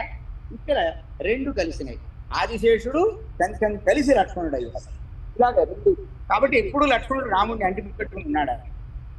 సరే, ఈ నారాయణుడు రామచంద్రమూర్తిగా అవతరించిన సమయంలో లంకానగరంలో, ఇక్కడ మళ్ళీ లంకానగరమే చెప్తున్నారు వాళ్ళు కూడా. అంటే థాయిలాండ్ వాళ్ళ లంక ఏ లంకో మరి, మొత్తానికి లంకానగరం. ఆ లంకానగరంలో రాక్షస జాతి ఉంది. వాళ్ళలో ముఖ్యుడు, ముల్లోకాల్ని జయించాడు, వేదవేత్తలలో శ్రేష్ఠుడు అయినటువంటి దశాననుడు పరిపాలిస్తున్నాడు. దశాననుడు అంటే రావణుడు, 10 ముఖములు గలవాడన్నమాట. అయితే అతడి పరాక్రమం ఎంత గొప్పదంటే తన సోదరులందరినీ మించాడు ఆయన. తర్వాత పూర్వజన్మల్లో కూడబెట్టుకున్నటువంటి కర్మ ప్రభావం చేత యుద్ధ వీరులందరిలోకి శ్రేష్ఠుడుగా ఆయన ఉన్నాడన్నమాట. కర్మ విచిత్రంగా నడిపిస్తూ ఉంటుంది.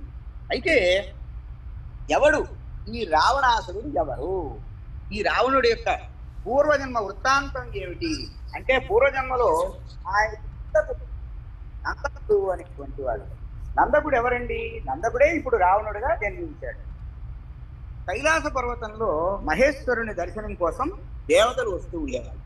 దేవతలు వచ్చినప్పుడు ఆ దేవతలకి ఒక దేవజాతీయుడే నందకుడు అనేవాడు కాళ్ళు గడుగుతూ ఉండేవాడు. కైలాసానికి ఈశ్వరుని సేవించడానికి వచ్చినప్పుడు ఒక దేవజాతీయుడు ఉన్నాడు ఈశ్వరుడి యొక్క పరివారంలో. ఆ ఈశ్వరుడి యొక్క పరివారంలో, శివుడి పరివారంలో ఉన్నటువంటి వాడు నందకుడు అనేవాడు ఈ దేవతలు వచ్చిన వాళ్ళందరికీ కాళ్ళు గడుగుతుండేవాడు. సరే, ఇలా కాళ్ళు గడుగుతుంటే బాగానే ఉంది. దేవతలు ఏం చేస్తున్నారు? అతని తలపైన వెంట్రుకలు లాగుతున్నారు. అతనితో ఏదో వాళ్ళకి కొంచెం సరదాగా గడువు, వచ్చిన వాళ్ళందరూ కూడా ఏదో వినోదంగా ఉంది వాళ్ళకి. అతని తల మీద ఉన్న జుట్టు లాగుతున్నారు. లాగుతున్నప్పుడు ఏమైపోయింది? క్రమంగా వాడి జుట్టంతా పోయి, జుట్టు పోయేటప్పటికి ఏంటి, నేను దేవతల్ని సేవిస్తుంటే నాకు ఇటువంటి పరిస్థితి వచ్చింది, నేను హీనుణ్ణి అయిపోయాను అని దుఃఖంతో ఒకరోజు శివుడి దగ్గరికి వెళ్ళాడు. వెళ్ళి, నన్ను అందరూ కూడా పరిహసిస్తున్నారండి, నా జీవితంలో ఇక పరిహాసమే జరగకూడదు, ఎవరు నన్ను పరిహసించకూడదు, అలాంటి వరం ఇవ్వండి అన్నాడు. అప్పుడు నేను ఇన్ని అవమానాలు ఓర్చుకున్నాను, ఇంకా నేను అవమానాలు ఓర్చుకునేటువంటి శక్తి నాకు లేదు, కాబట్టి నాకు మంచి శక్తిని ఇవ్వండి అంటే, అప్పుడు ఈశ్వరుడు ఏం చేశాడంటే, ఏం కావాలి నీకు? నా చేతి వేలు నేను ఎవరిని చూపిస్తానో వేలుతో వాడు చచ్చిపోవాలి. వాడికి అంత కోపం వచ్చేసింది. సరే, ఈశ్వరుడు ఎవరు చేశాడు? వాడు అర్థిస్తానులే భోళాశంకరుడు ఆయన చూశాడు. వచ్చేటప్పటికి ఆ తర్వాత వీడు వరం పొందిన తర్వాత మళ్ళీ దేవతలు వస్తూనే ఉన్నాక కైలాస పర్వతానికి, వీడికి కానీ కొత్త శక్తి ఉందని వాడు తెలియపోయేప్పటికి ఏం చేశాడు? వాళ్ళ వైపు వేలు చూపించడం మొదలెట్టాడు. వెంటనే దేవతలకి ప్రాణాలు పోతున్నాయి, చచ్చిపడిపోతున్నారు. దేవతలకి భయం వేసి వచ్చింది. వాళ్ళంతా కూడా ఈశ్వరుడు పెట్టాడు, స్వామి మమ్మల్ని ప్రార్థించంటే అప్పుడు మళ్ళీ పరమేశ్వరుడు నారాయణనే తలుచుకున్నాడు. తలుచుకున్న తర్వాత అక్కడికి వచ్చాడు నారాయణుడు. వచ్చిన తర్వాత, ఆయన నువ్వు నందకుణ్ణి జయించాలి, తాను వరం ఇచ్చినటువంటి నందకుణ్ణి నారాయణుడు జయించాలి, నువ్వు దేవతల్ని కాపాడాలి అని నారాయణుడికి చెప్పడం జరిగింది. నువ్వు చెప్పినట్టే చేస్తా. ఆ తర్వాత ఏం చేశాడు నారాయణుడు? అప్సరస వేషం, మోహిని వేషం, మనకి మోహిని వేషం, తీరస బాలసముద్రూ దేవరాక్షసులకి అమృతము, దేవతలకి ఏదో మధ్య ఇలాంటి పంపించాడు. అలాగే ఇప్పుడు అప్సరస వేషం నందకుడికి ఆటతో ముంచాడు. ఎంతో వినోదపరుస్తాడు. వినోదపరిచేప్పుడు ఆ నందకుడు నారాయణుడిని చూసి ప్రకారం అతని నారాయణుడు మరి అప్సరస రూపంలో ఉన్నట్టే దాంతో ఒక మనకారం కలిగింది, నాకు నీతో గడపాలని ఉంది. చూడండి వాడి బుద్ధిలో వచ్చిన మార్పు. అయితే మనం చేద్దామంది ఎవరు? నారాయణుడే, అప్సరస రూపంలో ఉన్న నారాయణుడు. నృత్యం చేసేటప్పుడు ఆ నటాడు తన పేరుతో తన కింద భాగం చూపించడం మొదలెట్టాడు. వాడు కూడా మరి ఇలాగా డాన్స్ చేయాలి కదా, ఈయన అనుకరిస్తున్నాడు, ఇమిటేట్ చేస్తున్నాడు. సో వాడు కూడా తన పేరు తన యొక్క క్రింద భాగంలో బొడ్డు కింద నుంచి ఉన్న భాగం వైపు చూపించడం మొదలెట్టాడు. ఆ భాగం కాస్త వాడి వేలుతో వాడి ఉన్న భాగం కాస్త అది కాస్త ధ్వంసం అయిపోయింది. ధ్వంసం అయిపోయేటప్పటికి నా శరీర భాగాలకు నేనే భగ్నం చేస్తున్నానని అని బాధపడుతూ ఉంటే ఏ సమయం శక్తిహీనుడయ్యాడు, చంపాలి అని నారాయణుడు వాడిని చంపడానికి ఉద్యుక్తుడయ్యాడు. నన్ను మోసం చేసేసాడు నారాయణుడు, వాడికి తెలిసిపోయి చాలా తెలివైన వాడి నన్ను నేను నమ్మాను కదా, నమ్మిన వాడిని మోసం చేస్తావా అంటే, అప్పుడు నువ్వు మరి తప్పు చేసావు, వైపు తప్పు అయితే కాబట్టి నీవు ఏ అభిప్రాయం నమ్మితే బాధ పెట్టాననే అభిప్రాయమే కనుక నేను ఎలా చేస్తానంటే, నువ్వు వచ్చే జన్మలో నీకు 10 తలకాయలు 20 చేతులు ఉన్నవాటిగా పుట్టు, నేను ఒక్క తల పుడతాను, పుట్టి అప్పుడు నీతో నేను యుద్ధం చేస్తాను అన్నాడు. యుద్ధం చేసి నేను యమ పట్టణానికి పంపిస్తాను. మహావిష్ణువు నందకుడికి చెప్పి అతన్ని ఓదారిస్తే అప్పుడు వాడు సరైన సమ్మతించాడు. అప్పుడు నందకుడిని ఆయన సంహరించారు. ఈ నందకుడే గజాననుడుగా రావణుడుగా పుట్టాడు. ఆ నారాయణుడు నందకుడికి వరం ఇచ్చాడు కదా, నువ్వు 10 తలకాయలు 20 చేతులతో పుట్టు అని. ఆ నారాయణుడు ఒక్కడితో ఇప్పుడు రామ పుట్టిగా దశరథ మహారాజు హనుమతన్ కుమారుడికి జన్మించాడు అనమాట. ఈ విధంగా రావణుడి యొక్క పూర్వజన్మ వృత్తాంతాన్ని కూడా థాయి రామాయణంలో ఉంది. ఇది మనకు మామూలుగా ఉత్తర రామాయణంలో ఉంటుంది, కానీ ఇలా ఉండదు కథ. ఉత్తరకాండలో ఉంది, వేరే రామాయణాల్లో రావణుడు ఎవరు ఇదంతా ఉంది పౌలత్యం. కానీ ఇక్కడ ముందుగానే రావణుడు ఎవరు కథ ప్రత్యేకంగా ఉందన్నమాట. అయితే మరి నందకుడు 10 తలతో ఉన్నాడు భూమి. వాడి సముద్రపాడి యొక్క దేశం చుట్టూ కూడా ఒక అక్కడతలాగా ఉంది. ఆ రాణుల్లో మండోదరి ఎందుకు ఆ మండోదరి ఒక రోజు 4 దిక్కుల వైపు కూడా అన్నపు ముద్దల పరిమళం వాసన సువాసన అన్నపు ముద్దలతో మరి ఒకరోజు మండోదరి అంటే రావణుడి యొక్క రాణి, ఆమె 4 దిక్కుల నుంచి వస్తోంది ఒక పరిమళం వస్తూ ఉంటే ఈ పరిమళం ఏమిటి అని చెప్పి ఆవిడ చూస్తే అన్నపు ముద్దలు అన్నమాట. అన్నపు ముద్దల్లోంచి సువాసన వస్తోంది, నేను వాటిని తింటాను అని అంటే ఆమె సరే ఆవిడ మాటకి ఆయన చాలా విలువ ఇచ్చేవాడు. కాకన అని రాక్షస స్త్రీ ఉంది, ఆ రాక్షస స్త్రీతో అన్నపు ముద్దలు తీసుకురా అన్నాడు. ఆమె కాకి రూపం ధరించి ఉత్తర కోసల దేశానికి వెళ్ళింది. అవి పక్కన అక్కడెక్కడో కనపట్టల్లా ఉత్తర కోసల దేశంలో ఉన్నాయి. ఆ అన్నపు ముద్దల మీద పడి సగం తీసుకొచ్చేసింది. అంటే ఇందాక మనకి కథలో ఉత్రేష్టి చేసినప్పుడు 4 అన్నం ముద్దల్లో 2 అన్నం ముద్దలు ఎవరో అదృష్టం చేస్తారు అన్నారు కదా, ఇక్కడ ఆ కథకి కొంత కనెక్షన్ అన్నమాట. ఆ సగం తీసేసుకుంది. ఆమె తీసుకొచ్చి లంకాపట్నానికి తీసుకొచ్చి రావణరాజుకి ఇచ్చింది. ఇస్తే ఆయన మండోదరికి ఇచ్చాడు. మండోదరి వాటిని తిని గర్భవతి అయింది.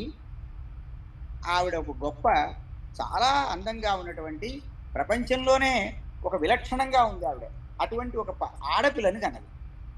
చూడండి ఇక్కడ సీతా జన్మ వృత్తాంతం, మనం ఇప్పుడు సీతా జన్మ వృత్తాంతం, రావణ జన్మ వృత్తాంతం చెప్పుకున్నాం, రావణ జన్మ వృత్తాంతం, తర్వాత సీతా జన్మ వృత్తాంతం. కథ మనకి థాయిలాండ్లో రామకథలో ఉన్నటువంటి. అయితే ఇక్కడ ఆ పిల్ల పుడుతూనే ఏం చేసింది, ఆమె గర్భవతి అయింది, ఆడపిల్లని కంది. రావణుడు చంపబడుగాక, రావణుడు చంపబడుగాక, రావణుడు చంపబడుగాక అని ముమ్మారు గట్టిగా పలికింది. ఆవిడ గట్టిగా పలికితే అది మండోదరికి కానీ రావణుడికి కానీ వినపడల, పెద్దగానే పలికింది. పసిపిల్ల అసలు పుడుతూనే రావణుడు చచ్చిపోవాలంటూ పుట్టింది. పుడితే ఇద్దరికీ వినపడలేదు. కానీ విభీషణుడు ఆయన చాలా పెద్ద జ్యోతిష్కుట ఈ థాయి రామాయణంలో. పెద్ద శాస్త్రవేత్తట. ఇంకా ఆయన కొంతమంది శాస్త్రవేత్తల్ని కలిపిన ఒక టీం అన్నమాట. ఈ కన్య యొక్క భవిష్యత్తుని వాళ్ళు రావణాసుడికి చెప్తున్నారు. పిల్లలు పుట్టగానే వాళ్ళు ఆ రోజుల్లో జాతకం చెప్పించుకోవడం కార్యక్రమం ఉంది. సరే, నీ వంశం అంతా పోతుందయ్యా ఈ పిల్ల వల్ల, లంక నాశనం అయిపోతుంది అని వాళ్ళు జ్యోతిష్యం చెప్పారట. చాలా భయం వేసేసింది రావణాసురుడికి. భయం వేసేసి, నువ్వు ఏదైనా చేయొచ్చు కదా విభీషణ, ఈ పిల్ల విషయంలో నువ్వు ఏదైనా చెయ్యి అన్నట్టు. అప్పుడు ఆ పిల్లని విభీషణుడు ఒక కుండలో పెట్టాడు. ఈ కథంతా మనకి లేదు. దేవకుడిని పిలిచి ఈ కుండని తీసుకెళ్ళి నదిలో పారేయరా. సరే, ఆ కింకరుడు ఏం చేశాడంటే, ఆ సేవకుడు వెంటనే ఆ కుండ పారేసి, ఆ నది ఏం చేసింది, ఆ కుండని తనలో ముంచేసేయకుండా అలా పైకి తేలుస్తూ ఉంది. తనలో కలుపుకోలేదు. ఇది ఒక ఆశ్చర్యం. ఒక కుండ, ఆ కుండలో పసిపిల్ల ఉంది. ఆ పసిపిల్లని ఆ నది తన గర్భంలో పెట్టుకోకుండా పైకి తేలేటట్టుగా చేసింది. ఇందువల్ల ఆ కన్య ఎవరు? లక్ష్మీదేవి అవతారం. మండోదరికి పుట్టింది. కానీ దివ్య పురుషుడు దశరథ మహారాజుకి ఇచ్చిన అన్నముద్దలతో ఈ సీతా జన్మ కూడా ఏర్పడింది. ఇది మండోదరి గర్భం నుంచి ఆవిడ ఉత్పన్నమైంది. విభీషణుడు ఈ కుండ ద్వారా పారేస్తే ఆ నదిలో ఇక్కడ ఆ కుండ ఆ పసిపిల్ల దగ్గర నుంచి కూడా అన్ని దిక్కుల సుగంధం ప్రేగ్రత. అయితే ఒక పద్మం వచ్చింది నదిలో. ఆ పద్మం పైన ఈ కుండ ఉంది. ఈ కుండ ఆ పద్మం మీద చేరింది. చూడండి, ఆమె లక్ష్మి అవతారం అవడం చేత ఆ నదిలో ఒక పద్మం, ఆ పద్మం పైకి చేరి ఈ కుండ, ఆ కుండలో ఈ పసిపిల్లలాగా ఉంది. సుగంధం అన్ని వైపులకు వ్యాపిస్తోంది. అయితే ఆ కలసం ఆ కుండ నది మీద తేలిగ్గా తేలుతోంది. తేలుతూ ఎందువల్ల? లక్ష్మీ ప్రభావం చేత. ఇది ఎలా చూడటానికి కాదంటే, పద్మాసనంలో కూర్చున్న ఒక యోగిలాగా ఉంది. పద్మం పైన కుండకు ఉంటే ఆ కుండ ఒక యోగిలాగా కింద పద్మాసనం వేసుకుని కూర్చున్నాడు ఆ యోగి అన్నట్టుగా పద్మం పైన కుండ ఆ తల్లి ఉందన్నమాట. అయితే జనకుడు అనేటువంటి రాజు చాలా గొప్పవాడు.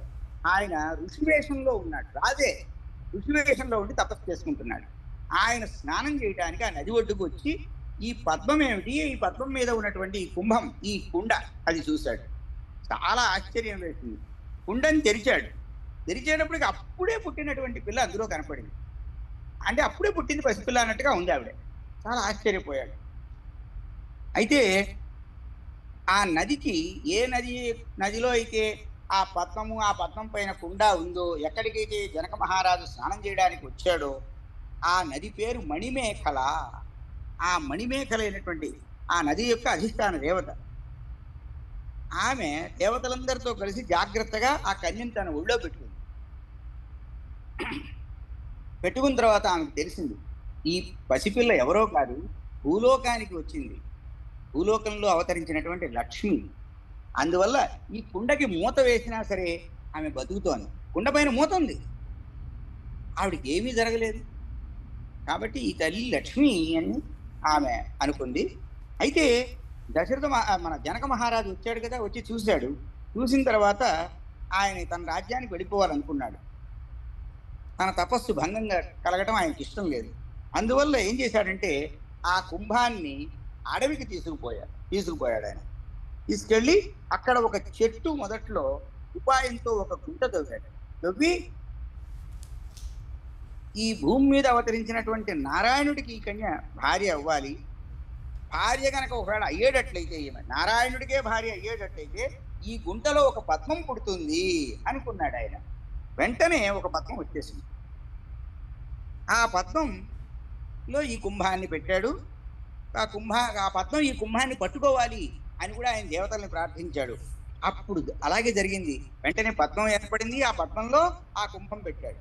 జనక మహారాజు ఏ నదిలో అయితే పడేయించాడో అక్కడి నుంచి ఆ కుండని తీసుకెళ్ళి తపస్సు చేస్తున్న ప్రదేశంలో ఒక చెట్టు మొదట్లో ఒక గుంటను తవ్వి ఆ గుంటలో ఒక పద్మం కావాలని ప్రార్థించాడు. ఆ పద్మం ఎప్పుడు వస్తుంది? లక్ష్మీదేవి గనక నారాయణుడినే కనుక చేపట్టేటట్టయితే ఇక్కడ ఒక పద్మం వస్తుంది. ఆ పద్మం ఈ కుండని పట్టుకోవాలి అని కోరుకున్నాడు దేవతలందరినీ. సరే, అలాగే ఆ పద్మంలో ఆ కుంభాన్ని పెట్టాడు. అందరూ కూడా దేవతలంతా ఆమె ప్రేమం కలిగించాలి ప్రార్థించాడు. తర్వాతే ఆయన తపస్సు చేసుకోవడానికి వెళ్ళిపోయాడు.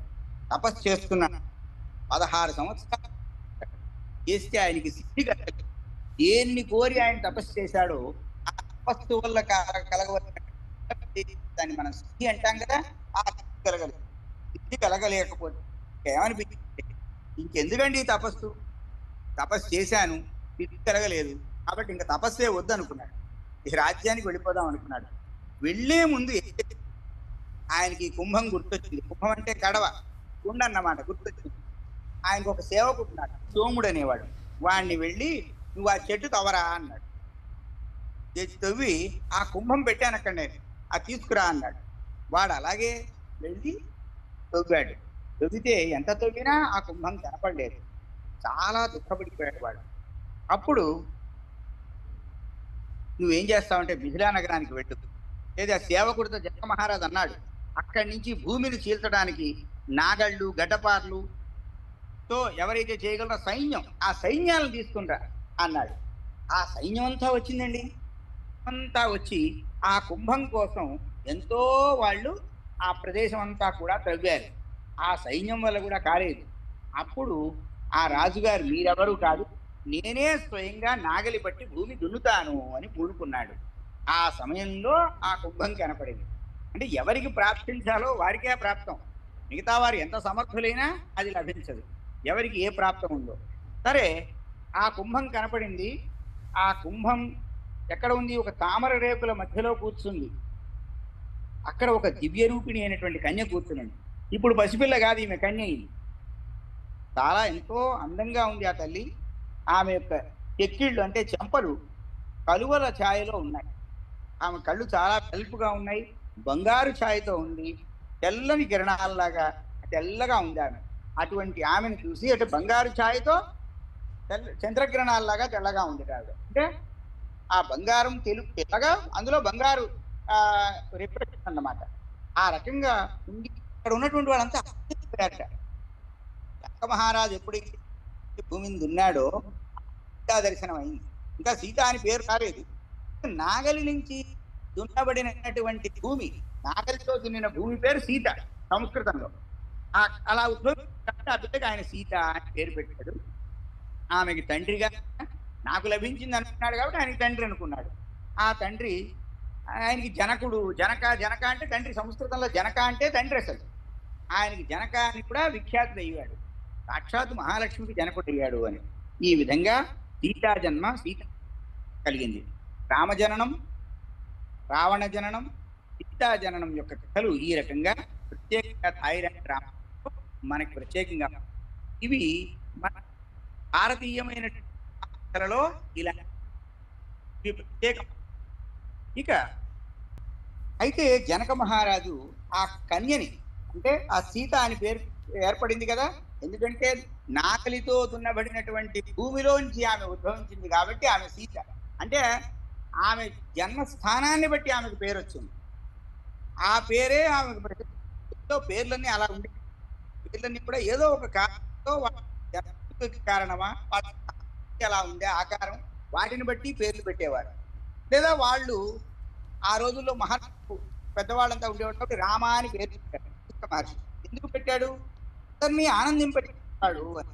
రమయతీతి రామ, అందరినీ ఆనందపెట్టాడు, ఎవరిని దుఃఖ పెట్టాడు. లేని వాళ్ళు కూడా తప్ప దుఃఖపెట్టాడు. ఒకవేళ వాడు అమాయకి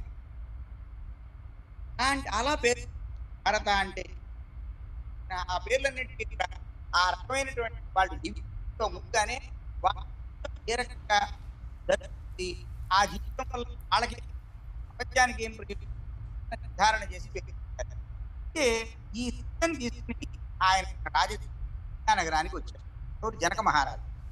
వివాహానికి తగిన అప్పుడు స్వయంవరం ఏర్పాటు చేశారు. ఆ స్వయంవరం కోసం అన్ని దిక్కుల నుంచి రాజులు వచ్చారన్నమాట. ఆ సీతని వివాహం చేసుకుందాం. అప్పుడు ఆయన శివధనస్సుని ఉంచాడు. దీని అల్లెత్రాడుని ఎవరైతే ఎక్కువ పెడతాడో నా కుమార్తెను వాడు మాత్రమే వివాహం చేసుకోవడానికి తగిన వాడవుతాడని ఆయన సూచించాడు. అది శివుడి విల్లు చాలా బరువైంది కావడంతో వీరులైనటువంటి ఆ రాజులు ఎవ్వరూ కూడా దాన్ని ఆ పని చేయలేకపోయారు. అప్పుడు రామచంద్రమూర్తి లక్ష్మణుడితో విశ్వామిత్రుడి ప్రేరణతో ఆ భామని పెళ్లి వచ్చాడన్నమాట. అవలీలగా శివుడు వచ్చాడు, మనస్సు విరిగిపోయింది. రాముణ్ణి బంగారు చాతో ఉన్నటువంటి సీతను రాముడు శాస్త్ర ప్రకారం వివాహం చేసుకున్నాడు. అందరూ కూడా అభినందించారు ఆ వివాహాన్ని. ఆయన తిరిగి తన నగరానికి వెళ్ళాడు. ఇక్కడ దశరథ మహారాజు పరివారాన్ని పిలవడం ఇవన్నీ ఏం లేవు, కథ టూకీగా అయిపోయిందన్నమాట. ఇక్కడ జనక మహారాజు యొక్క కొలువులో శివధనుర్భంగం చేసి ఆ సీతను రామచంద్రమూర్తి వివాహం చేసుకున్నాడు. అయితే ఇప్పుడు రామచంద్రమూర్తి వివాహం చేసుకుని తిరిగి అయోధ్యకు వెళ్తున్నాడు. వెళ్తున్నప్పుడు శివుడి విల్లు విరువబడింది అనే దానికి ఒక వ్యతిరేకత ఏర్పడింది రామాసురుడు అనేవాడికి. ఇక్కడ చూడండి, మనకి పరశురాముడు అంటాం మనం, ఇక్కడ వీళ్ళు రామాసురుడు అంటున్నారు. ఆయన దైవాంశ సంభూతుట, అసుర అని పేరుంది, పేరులో ఏమో రామాసురుడు అని, కానీ ఆయన దైవాంశ సంభూతుట. అలాంటి వాడు మార్గమధ్యంలో రాముడిని ఆహ్వానించాట. రాముడితో భయంకరమైన యుద్ధం చేశాట ఆ రామాసురుడు. ఆ రామాసురుడి చేతిలో గొడ్డలు ఉంటుంది. ఇదంతా మన పరశురాముడితో సమానంగా ఉంది. అయితే ఆ యుద్ధం అయిన తర్వాత రామచంద్రమూర్తి ఏం చేశాడంటే వాడిని ఓడించిన తర్వాత తన నిజస్వరూపాన్ని చూపించాట ఆ రామాసురుడి. చూడండి వాడి అదృష్టం చూడండి. నేను ఎవరనుకుంటున్నావు, నేను ఒక రాజకుమారుడిని అనుకుంటున్నాను, నా యొక్క స్వరూపం అని ఎలాగైతే విశ్వరూప సందర్శన యోగం లాగా మనకి కృష్ణ పరమాత్మ విశ్వరూపం చూపించాడో ఇక్కడ కృష్ణమూర్తి నిజస్వరూపం చూపించాడు.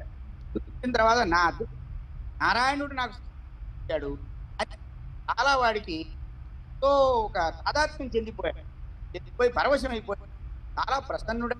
నా తాతగారు త్రిమేఘుడు, ఆయనకి శివుడు అనుష్ఠించాడు, ఆ నీకు సమర్పిస్తున్నాను. శివుడే ఇక్కడ మనకి వైష్ణవ ధనస్సు ఉంది, నా దగ్గర విష్ణు ధనస్సు, దాన్ని ఎక్కువ పెట్టు అంటాడు మన రామ. ఇక్కడ ఏమిటి, ఈ రామాసురుడు యొక్క తాతగారు త్రిమేఘుడు, ఆ త్రిమేఘుడు శివుడు ఒక ధనస్సు ఆ ఉంది నా దగ్గర, నువ్వు ఒక శివధనస్సు దగ్గర మరి ఇంకో శివధనస్సు, అది నీకు సమర్పిస్తున్నాను. రాముడు స్వీకరించాట. సంతోషం స్వీకరించి ఏం చేశాడు, వరుణుణ్ణి పిలిచి వరుణదేవుణ్ణి నీ దగ్గర డిపాజిట్ చేస్తున్నాను, న్యాసం అంటే డిపాజిట్ అంటే ఏమిటి, నేను కోరినప్పుడు అని దాన్ని విసిరాట రామచంద్రమూర్తి. అక్కడి నుంచి వరుణుడు దాన్ని గ్రహించాడు. నేను ఎప్పుడు కోరితే అప్పుడు నా చేతిలో ఉండాలి అని. ఇంత ఆ రోజుల్లో అంటే భగవంతుడు లీల. అక్కడ వరుణుడు అందుకున్నాడు, ఇక్కడి నుంచి వేస్తే ఆయన కాచి పెట్టాడు అన్నమాట. ఇలా ఇవన్నీ కూడా ప్రత్యేకమైనటువంటి విధానంగా ఈ కథ ఉంది. ఇలాగ రామాసురుడిని జయించి రామచంద్రమూర్తి అయోధ్యకు వెళ్ళాడంటే పరశురాముడిని జయించి అయోధ్యకు వచ్చినట్టుగా ఉంది. ఇక్కడ విష్ణు ధనస్సు అంటాడు పరశురాముడు, పరశురాముడు విష్ణుతో అవతారం అని చెప్తాం. ఇక్కడేమో దైవాంశ సంభూతుడైన రామాసురుడు అంటున్నాం. ఆయన శివధనస్సుని విరవడం అంతలేదు, ఆ వ్యతిరేకతతో వచ్చాడు, రాముడితో తలపడ్డాడు. తర్వాత రాముడు తన నిజస్వరూపాన్ని ప్రసన్నుడయ్యాడు, నాకు వాడు తాతగారి శివుడి ద్వారా పొందిన ధనస్సుని రాముడికి సమర్పించాడు. ఈ విధంగా మార్పు ఉంది. ఆ తర్వాత మరి రాముడు అయోధ్యకి చేస్తున్నాడు. రామచంద్రమూర్తి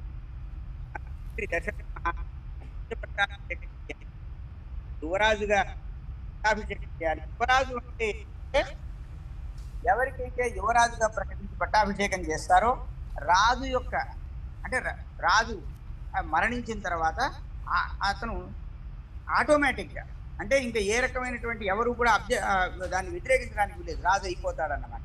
అందుకని ముందుగానే నిర్ణయం, తన తరువాత రాజు ఎవరు, తన ఉత్తరాధికారి ఎవరో నిర్ణయం చేయడానికి పట్టాభిషేకం చేస్తారు. ఆ విధంగా రామచంద్రమూర్తికి పట్టాభిషేకం చేయాలనుకున్నాడు. అప్పుడు కైకేయి కేకయ రాజవంశంలో జన్మించింది ఆవిడ.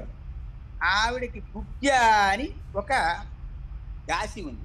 ఆ దాసి ప్రేరేపించింది. అందువల్ల కైకకి రాముణ్ణి పట్టాభిషేకం చేయడం ఇష్టం లేదు.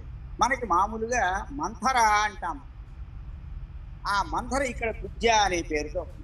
అయితే ఈ కుబ్జకి ఎందుకు రాముడు అంటే ఇష్టం లేదు అనే విషయం ఇక్కడ ఉంది. ఆదిరాజ రామాయణంలో లేదు, మన రామకథలో ఈ కుబ్జకి పరిచయం నాకు ఒక అవమానం. కుబ్జకి ఒక అవమానం జరిగింది. ఆ అవమానం జరగటం వల్ల రాముడు పట్ల ఆమెకు చాలా ద్వేషం కలిగింది. ఏమిటి ఆ అవమానం అంటే, చిన్నప్పుడు రాముడు ఆడుకుంటున్నాడు. ఆ ఆడుకుంటున్నప్పుడు ఏం చేశాడంటే ఆ కుబ్జ వీటి మీద ఒక్కసారి గట్టిగా చరిచాడు. కుబ్జ అంటే మామూలుగా కూనిది అని అర్థం. ఆ రాముడు అలా సరసనం చేత కూనితనం కాస్త పోయింది. చాలా అందంగా తయారయ్యాడు. తర్వాత మళ్ళీ ఎప్పుడో ఆడుకుంటూ ఏం చేశాడంటే ఉత్సాహంగా ఒక బాణం పెట్టి రాముడు ఆవిడకి కొట్టాడు. మళ్ళీ కూనితనం బయటకు వచ్చింది. అప్పుడు ఇంకా జనం అంతా నవ్వడం మొదలెట్టారు. ఎప్పుడు అసలు పుట్టింది ఆవిడ గూనిగానే పుట్టింది. రామచంద్రమూర్తి సరసబట్టి అందంగా తయారైంది. మళ్ళీ ఎప్పుడు ఆడుకుంటూ బాణం పెట్టి కొట్టేటప్పటికి మళ్ళీ ఆ గూని బయటపడేప్పటికి అందరూ నవ్వడం మొదలెట్టారు. దాంతో రాముడి వల్ల కదా ఇది జరిగింది నాకు, వీళ్ళందరూ నవ్వడానికి కారణం రాముడు చేయబట్టి అని చెప్పి చాలా బాధపడింది. అది హృదయంతో దాచుకుని నాకు ఇంత అవమానం జరిగింది, ఈ రాముడు వల్ల పసివాడు చేశాడు, అయ్యో అనుకోలేదు, అసలు తను గూనిగానే పుట్టిందని అనిపించలే. అది ఆ అవమానానికి నేను ప్రతీకారం తీర్చుకోవాలి అని సమయం కోసం ఎదురు చూస్తూ ఉంది. ఇప్పుడు ఆ సమయం దొరికింది. ఆ రామచంద్రమూర్తికి రాజ్యాభిషేకం చేయడానికి దశరథుడు ఉద్యుక్తుడవుతున్నాడు. వెంటనే ఎప్పుడు వెనకటి అపకారం దానికి ప్రతీకారం చేసుకోవాలనుకుంటుంది కదా ఆవిడ. ఆ కుర్చే పైకి వెళ్ళి, నువ్వు ఏమనుకుంటున్నావు, సవతి కొడుకుని రాజుగా చేసుకున్నాడు నీ భర్త, నువ్వు ఎంత బుద్ధిహీనురాలి, నీకు ఏం జరుగుతుందో భవిష్యత్తు తెలుసా, ఇప్పుడు ఏదైనా ఉపాయం ఆలోచించు, రాముణ్ణి గనక రాజుగా చేస్తే నీ గతేమవుతుంది, నీ కుమారుడు భరతుడి గతేమవుతుంది అని చెప్పి ఆవిడికి హృదయంలో మార్పు కలిగేట్టు చేసింది. నువ్వు ప్రాణాలని పణంగా పెట్టావు, ఒకసారి పెట్టి దశరథ మహారాజు యుద్ధం చేస్తుంటే ఆ యుద్ధ భూమిలో రాక్షసులతో యుద్ధం చేస్తున్నాడు. ఆయన చేస్తూ యుద్ధంలో చిక్కుకుపోతే నువ్వు కాపాడేవాడు, నువ్వు గుర్తు తెచ్చుకో. అప్పుడు నీకు దశరథుడు 2 వరాలు ఇచ్చాడు. కానీ ఆ కథ వివరించండి, మనకి తెలుసు ఆ కథ, మన రామాయణంలో ఉంది. కైకేయి ఏ విధంగా ఉపకారం చేసింది, ఏం జరిగింది, అదంతా కూడా మనకి ఆనంద రామాయణం అనే రామాయణంలో ఆ కైకేయి వృత్తాంతం చాలా విచిత్రంగా చెప్పడం జరిగింది. అయితే ఇక్కడ లేదని సాయి రామాయణంలో.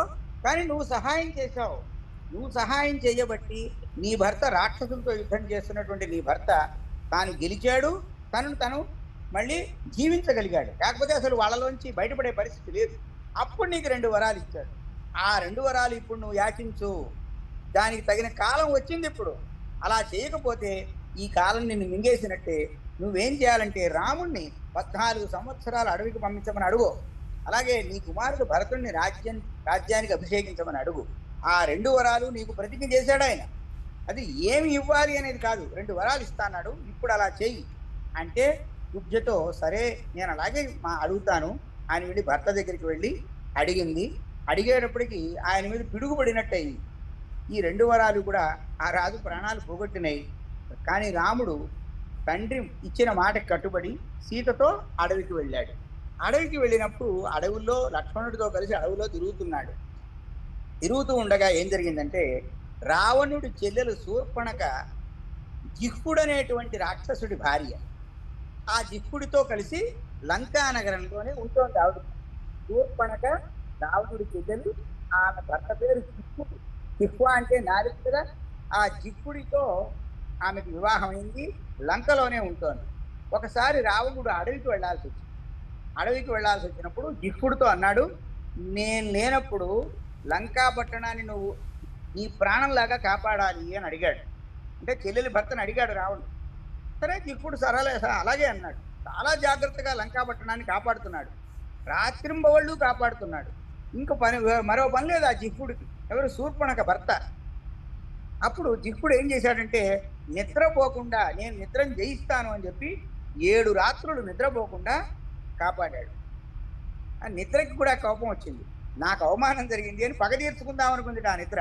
వాడికి నిద్ర ఆవహించింది. ఇక నిద్ర తప్పేం లేదు, నిద్రపోతూ ఉంటే. కానీ నిద్ర వచ్చేస్తుంటే వాడికి ఒకటి అనిపించింది, నేను నిద్రపోతే ఈ లంకా నగరాన్ని ఎవడు కాపాడుతాడు అని వాడు ఏం చేశాడు, తన నాలుక మొత్తం లంకా నగరం అంతా చాచాడు.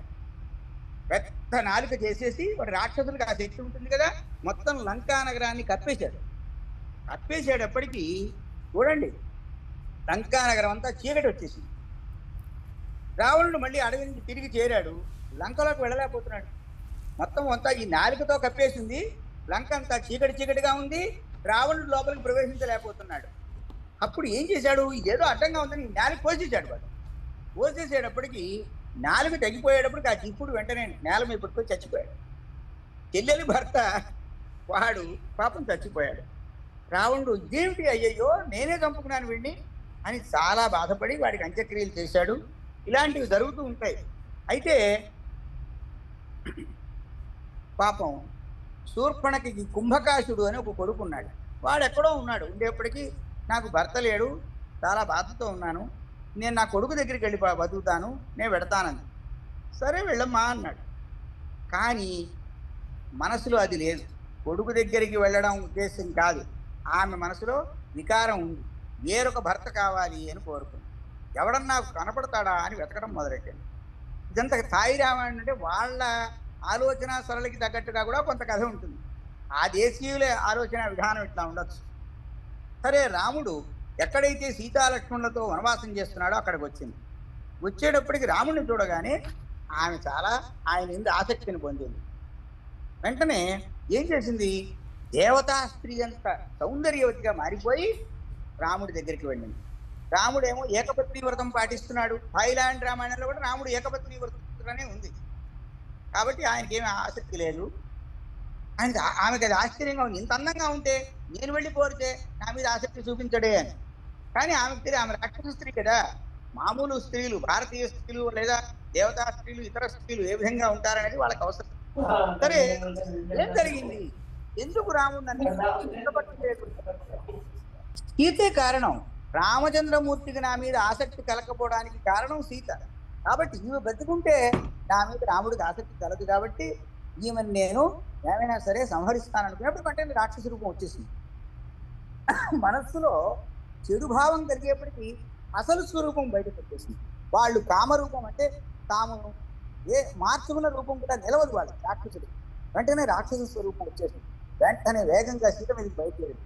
అప్పుడు లక్ష్మణుడు ఆమెను నిలవరించడానికి, స్త్రీ కదా ఆమె చంపకూడదు అని కేవలం ఆమెకి పరాభవం చేసి వదిలేద్దామని చెప్పి ఆమె రెండు చెవులు ముక్కు కత్తిరించి బెదిరించాడు. ఇలా వికారంతో ఖరదూషణులని ఆమెకి వరుసకి సోదరులు అవుతారు. వాళ్ళ దగ్గరికి వెళ్ళింది. వాళ్ళు రాముడి దగ్గరికి వచ్చి యుద్ధం చేశారు. రాముడు ఎవరి సహాయం లేకుండానే వాళ్ళని అందరినీ కూడా యమనగరానికి పంపించారు, చంపేశాడు. శూర్పణఖ చాలా బాధపడి రావణుడి దగ్గరికి వెళ్ళింది. నేను అడవిలో మరి ఒక ఋషివేషంలో ఉన్నాడు ఆయన, వాడు నన్ను ఈ విధంగా చేసేసాడు, ఇప్పటికీ వికారం నాకు ఉప్పు చెవులు కోసేసి చేశాడు అని బాధపడింది. నేను ఏం చేశానంటే అడవిలో వెళ్తున్నప్పుడు ఈ బ్రహ్మదేవుడు సౌందర్యాన్ని సృష్టించాడు, భూమిని సృష్టించాడు, అందులో ప్రజల్ని సృష్టించాడు, వాళ్ళలో సౌందర్యాన్ని సృష్టించాడు. అందరిలో ఉన్న సౌందర్యం ఒకచోట చూడాలనుకున్నాడా అన్నట్టుగా మరి అతని భార్యని సృష్టించాడు. ఆమె పేరు సీత. ఆవిడ మన రెండు కళ్ళకి చాలా విందు. నీకోసం ఆ అమ్మాయిని తేవడానికి వెళ్ళాను నేను. ఈ శూర్పణఖ చెప్తోంది ఇలాగ. అంటే లక్ష్మణుడు దాడి చేసిన ఇలా చేశాడు, నువ్వు త్వరగా వెళ్ళు, ఆవిడని అపహరించి ఆ అవమానానికి పగ తీర్చుకొని ఆ రాముడి యొక్క స్త్రీని నీ దానిగా చేసి సుఖపడు అని చెప్పినప్పటికీ వెంటనే వాడి మనసులో వికారం కలిగి సీతను తీసుకొచ్చుకోవాలి. దాంతో మారీచుడిని గురించి నువ్వు బంగారు లేడి అవ్వమని చెప్పి రాముడి యొక్క కుటీరానికి వెళ్ళమన్నాడు. ఆ మారీచుడిని చూసేప్పటికి సీత ఆ లేడి చాలా బాగుంది, నేను ఆట వస్తువుగా పెట్టుకుని దాన్ని తీసుకురమ్మని అడిగింది. అప్పుడు రామచంద్రమూర్తి ఇది రాక్షసమాయ అని చెప్పాడు. చెప్పినా ఆవిడ అంగీకరించలేదు. సరే, ఆ లేడీని పట్టుకోవడానికి వెళ్ళాడు. ఆ లేడీ మీద బాణం వేసేస్తాడు. దూరంగా, చాలా దూరంగా వెళ్ళిపోతాడు. ఓ జానకి అంటూ ప్రాణం వదిలింది ఆ లేడీ. అయితే సీతకు భయం వేసింది. లక్ష్మణుడిని వెళ్ళమని చెప్పిస్తాడు. వెంటనే సాధువు వేషంతో రావణాసురుడు వచ్చి సీతని అపహరించాడు. లంకాపట్నానికి తీసుకెళ్ళాడు. లంకాపట్నానికి తీసుకెళ్తే నోవలో ఏం జరిగింది? సీతకి మామగారు దశరథుడు కదా, ఆయనకి జటాయు అనేటువంటి ఒక పెద్దలకి రాజు. అతడు చాలా ముసలివాడుగా ఉన్నాడు. అతడు అడ్డుకున్నాడు. ఆ జటాయు ఎవరు? దశరథ మహారాజు యొక్క మిత్రుడు. అంటే మామగారైన దశరథుడికి మిత్రువు జటాయువు. ఆ రోజుల్లో పక్షులు మనుషుల మధ్య స్నేహాలు ఉండేవి, జంతువులు మనుషుల మధ్య స్నేహాలు ఉండేవి. ఇప్పుడు కూడా మనకి పెట్ యానిమల్సే ఉంటున్నాయి. వాళ్ళు వైల్డ్ యానిమల్స్తో కూడా వాళ్ళు స్నేహం చేశారు. అది పరిస్థితి. అది చాలా ఆశ్చర్యంగా ఉంది. ఆ ముసలి గద్ద ఈ రావణాసురుని చాలా ఎంతో బాధ పెట్టింది, అడ్డుకుందన్నమాట. తన పదునైన ముక్కుతో రావణుని పొడిచింది. చాలా కత్తి దెబ్బల్లా ఉన్నాయి, వాడు తట్టుకోలేకపోతున్నాడు, జటాయుని చంపలేకపోతున్నాడు. ఆ జటాయు తాను పొగుడుతోంది, గోష్ఠి నా అంత చూసావా, తను చేయగలిగేమో నన్ను అంటూ తన గొప్పతనం చెప్పుకోవడం మొదలెట్టింది. నీ కత్తులు, నీ ఆయుధాలు నన్ను ఏం చేయలేవు. సీత చేతికి ఒక ఉంగరం ఉంది, అది శివుడి ఉంగరం. ఆ ఉంగరం ఒకటి మాత్రమే నన్ను చంపుతుంది అని చెప్పాడు జటాయు. కాబట్టి వెంటనే రావణుడు ఏం చేశాడు, సీత వేలు నుంచి ఆ ఉంగరం లాగేశాడు. సీతాదేవి వేలికి శివుడి ఉంగరం ఉంది. మరి అది ఎక్కడి నుంచి వచ్చిందో ఆ విషయం లేదు, కానీ మొత్తానికి శివుడు ఎక్కడికి ఎవరికి ఇచ్చాడో ఆ ఉంగరం తిరిగి ఆ ఉంగరం తీసుకుని రావణాసురుడు ఏం చేశాడు, సీత వేలు నుంచి లాగేసేసి జటాయుని ఆ ఉంగరంతో కొట్టేటప్పటికీ ఇక ఆ జటాయువు చచ్చిపోయాడు. ఇంతలో పాపం రామలక్ష్మణుడు సీతాదేవి కనపడకపోతే వస్తూ ఉంటే ఈ జటాయువు కనపడ్డాడు. జటాయువు ఏంటి, చంపబడ్డా కూడా ఇంకా దాని ఆత్మ ఆ శరీరంలో కొట్టుకుంటోంది. అంటే రాముడిని దర్శించాలి చివరి క్షణంలో, రాముడికి వృత్తాంతం చెప్పాలనేటువంటి తపన. ఇప్పుడు కూడా మన వాళ్ళు అంటూ ఉంటారు, ఏదో ఎవరినో కలవాలి, చూడాలి, ఏదో చేయాలి, వాళ్ళు ఇంకా బతికే ఉంటారు, వాళ్ళు చచ్చిపోరు ఆ చివరి దాకా. అలాగే ఈ తాయి రామాయణం కూడా ఆ జటాయువు ఆత్మ శరీరం పడిపోయినప్పటికీ కూడా ఆ శరీరంలో అలాగే నిలిచి ఉంది. అప్పుడు రావణాసురుడు ఎలా సీతను అపహరించాడో చెప్పి మరి మళ్ళీ ఆ సీత ఉంగరం ఈ రాముడికి సమర్పించేసేసినప్పుడు జటాయు చేతికి మరి ఎలా అందిందో మళ్ళీ రావణాసురుడు కొట్టి మళ్ళీ అక్కడ పడేశాడేమో. ఆ ఉంగరం రాముడికి సమర్పించింది. ఇక్కడ రాముడికి జటాయువు సీత ఉంగరం సమర్పించడం, ఇది ఒక మార్పు అన్నమాట. సమర్పించి సుఖంగా విశ్రమించింది. రాముడు పాపం అంత్యక్రియలు చేశాడు జటాయుకి. ఆ అంత్యక్రియలు ఎలా చేశాడు అనేది తాయి రామాయణంలో ప్రత్యేకంగా చెప్పారు. ఏం చేశాడంటే ఒక బాణం వేశాడు. బాణం వేసేటప్పటికి ఆ బాణం మీద ఒక చితి ఏర్పడింది. చితిని అంటే సమీపంలో ఒక చితి అంటే కట్టెలు పేర్చాడు. బాణం వేసేటప్పటికి దానిలోంచి జ్వాల వచ్చింది, అగ్ని జ్వాల వచ్చింది. తర్వాత మరొక బాణం వేసేటప్పటికి ఈ జటాయు యొక్క శరీరం ఆ చితి మీదకి ఎక్కింది. మరొక బాణం వేసిన తర్వాత ఆ శరీరం తగలబడిపోయింది. ఆ తగలబడిపోయి మరొక బాణంతో చల్లార్చేశాడు. ఒక బాణం వేశాడు, అగ్నిని పుట్టించాడు చితి మీద. మరొక బాణం వేశాడు, జటాయు శరీరాన్ని ఆ చితి మీద పెట్టింది. మరొక బాణం వేసి ఆ చితిని చల్లార్చాట. ఇలా ఒక ప్రత్యేకమైన రీతిలో అంత్యక్రియలు నిర్వహించాడు అని ఈ తాయి రామాయణం చెప్తుంది. ఆ తర్వాత సీతాన్వేషణ కోసం ఆయన దక్షిణం వైపు బయలుదేరి సీతాన్వేషణ కోసం వెళ్ళాడు అని ఈ రకంగా మనకి తాయి రామాయణంలో ఒక విభిన్నమైనటువంటి కార్యక్రమం, ఒక కథాకథనంతో అంటే పూర్వజన్మ వృత్తాంతాలు, ఆ తర్వాత మన రామాయణంలో లేనటువంటి కొన్ని మార్పులు, ఇలాంటివన్నీ తాయి రామాయణంలో ఇప్పటికీ కూడా అందరూ కూడా ఇదే రామాయణాన్ని అక్కడ చెప్పుకోవడం, దీన్ని వాళ్ళు ప్రదర్శించడం చేస్తూ ఉంటారు. ఇక హనుమత్ సమాగమం, హనుమంతుడితో రాముడు ఎలా కలిసి ఆ కథ అంతా కూడా మనం అంటే ఇప్పటికీ రామాయణంలో బాలకాండ, అయోధ్యాకాండ, అరణ్యకాండంలో కథ మనకి పూర్తయింది. ఇక కిష్కింద సుందర యుద్ధకాండంలో కథ ఉంటుంది. ఆ కథాభాగాన్ని మనం రేపు చెప్పుకుందాం. మీ అందరూ ఎవరైనా ఏదైనా అడగాలనుకుంటే అడగొచ్చు. నమస్కారం అండి. చాలా చాలా బాగుంది. అందరినీ ప్రొజెక్ట్ చేయమ్మా. చాలా చాలా బాగుంది అనుకుంటున్నా రాధా. నేను ఒక ప్రశ్న అడుగుదాం అనుకుంటున్నా అమ్మా. అడగండి. నమస్కారం అండి గురువు గారు. నమస్కారం అండి. మన రామాయణంలో చాలా ఇంపార్టెంట్ పార్ట్ అయినటువంటి విశ్వామిత్రుడు, తాటక వధ, తర్వాత రాముడికి విశ్వామిత్రుడు అనేక మంత్రాలు, శస్త్రాలు, అస్త్రాలు ఇవ్వటం, అదంతా ఇందులో ఎక్కడ వినపడలేదండి. లేదండి, విశ్వామిత్రుడు కేవలం రామ కళ్యాణం జరిపించడంలో పాత్ర వహించినట్టుగా ఉంది తప్ప విశ్వామిత్రుడు వెంట రాముడు ఎందుకు వెళ్ళాడు, రాముడిని విశ్వామిత్రుడికి రాముడికి సమాగమం ఎందుకు అయింది అనేది ఇందులో లేదు. విశ్వామిత్రుడు అనేటువంటి వాడు రామలక్ష్మణులను తీసుకుని జనక మహారాజు యొక్క కొలువుకు వెళ్ళాడు. అక్కడ రామచంద్రమూర్తి శివధనుర్భంగం చేశాడు. సీతా వివాహం, సీతారామ వివాహం జరిగింది అని అంతే.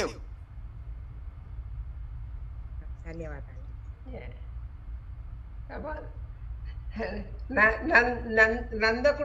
నందకుడు జుట్టు చేసినవని రావణాసురుడు పుట్టాడు.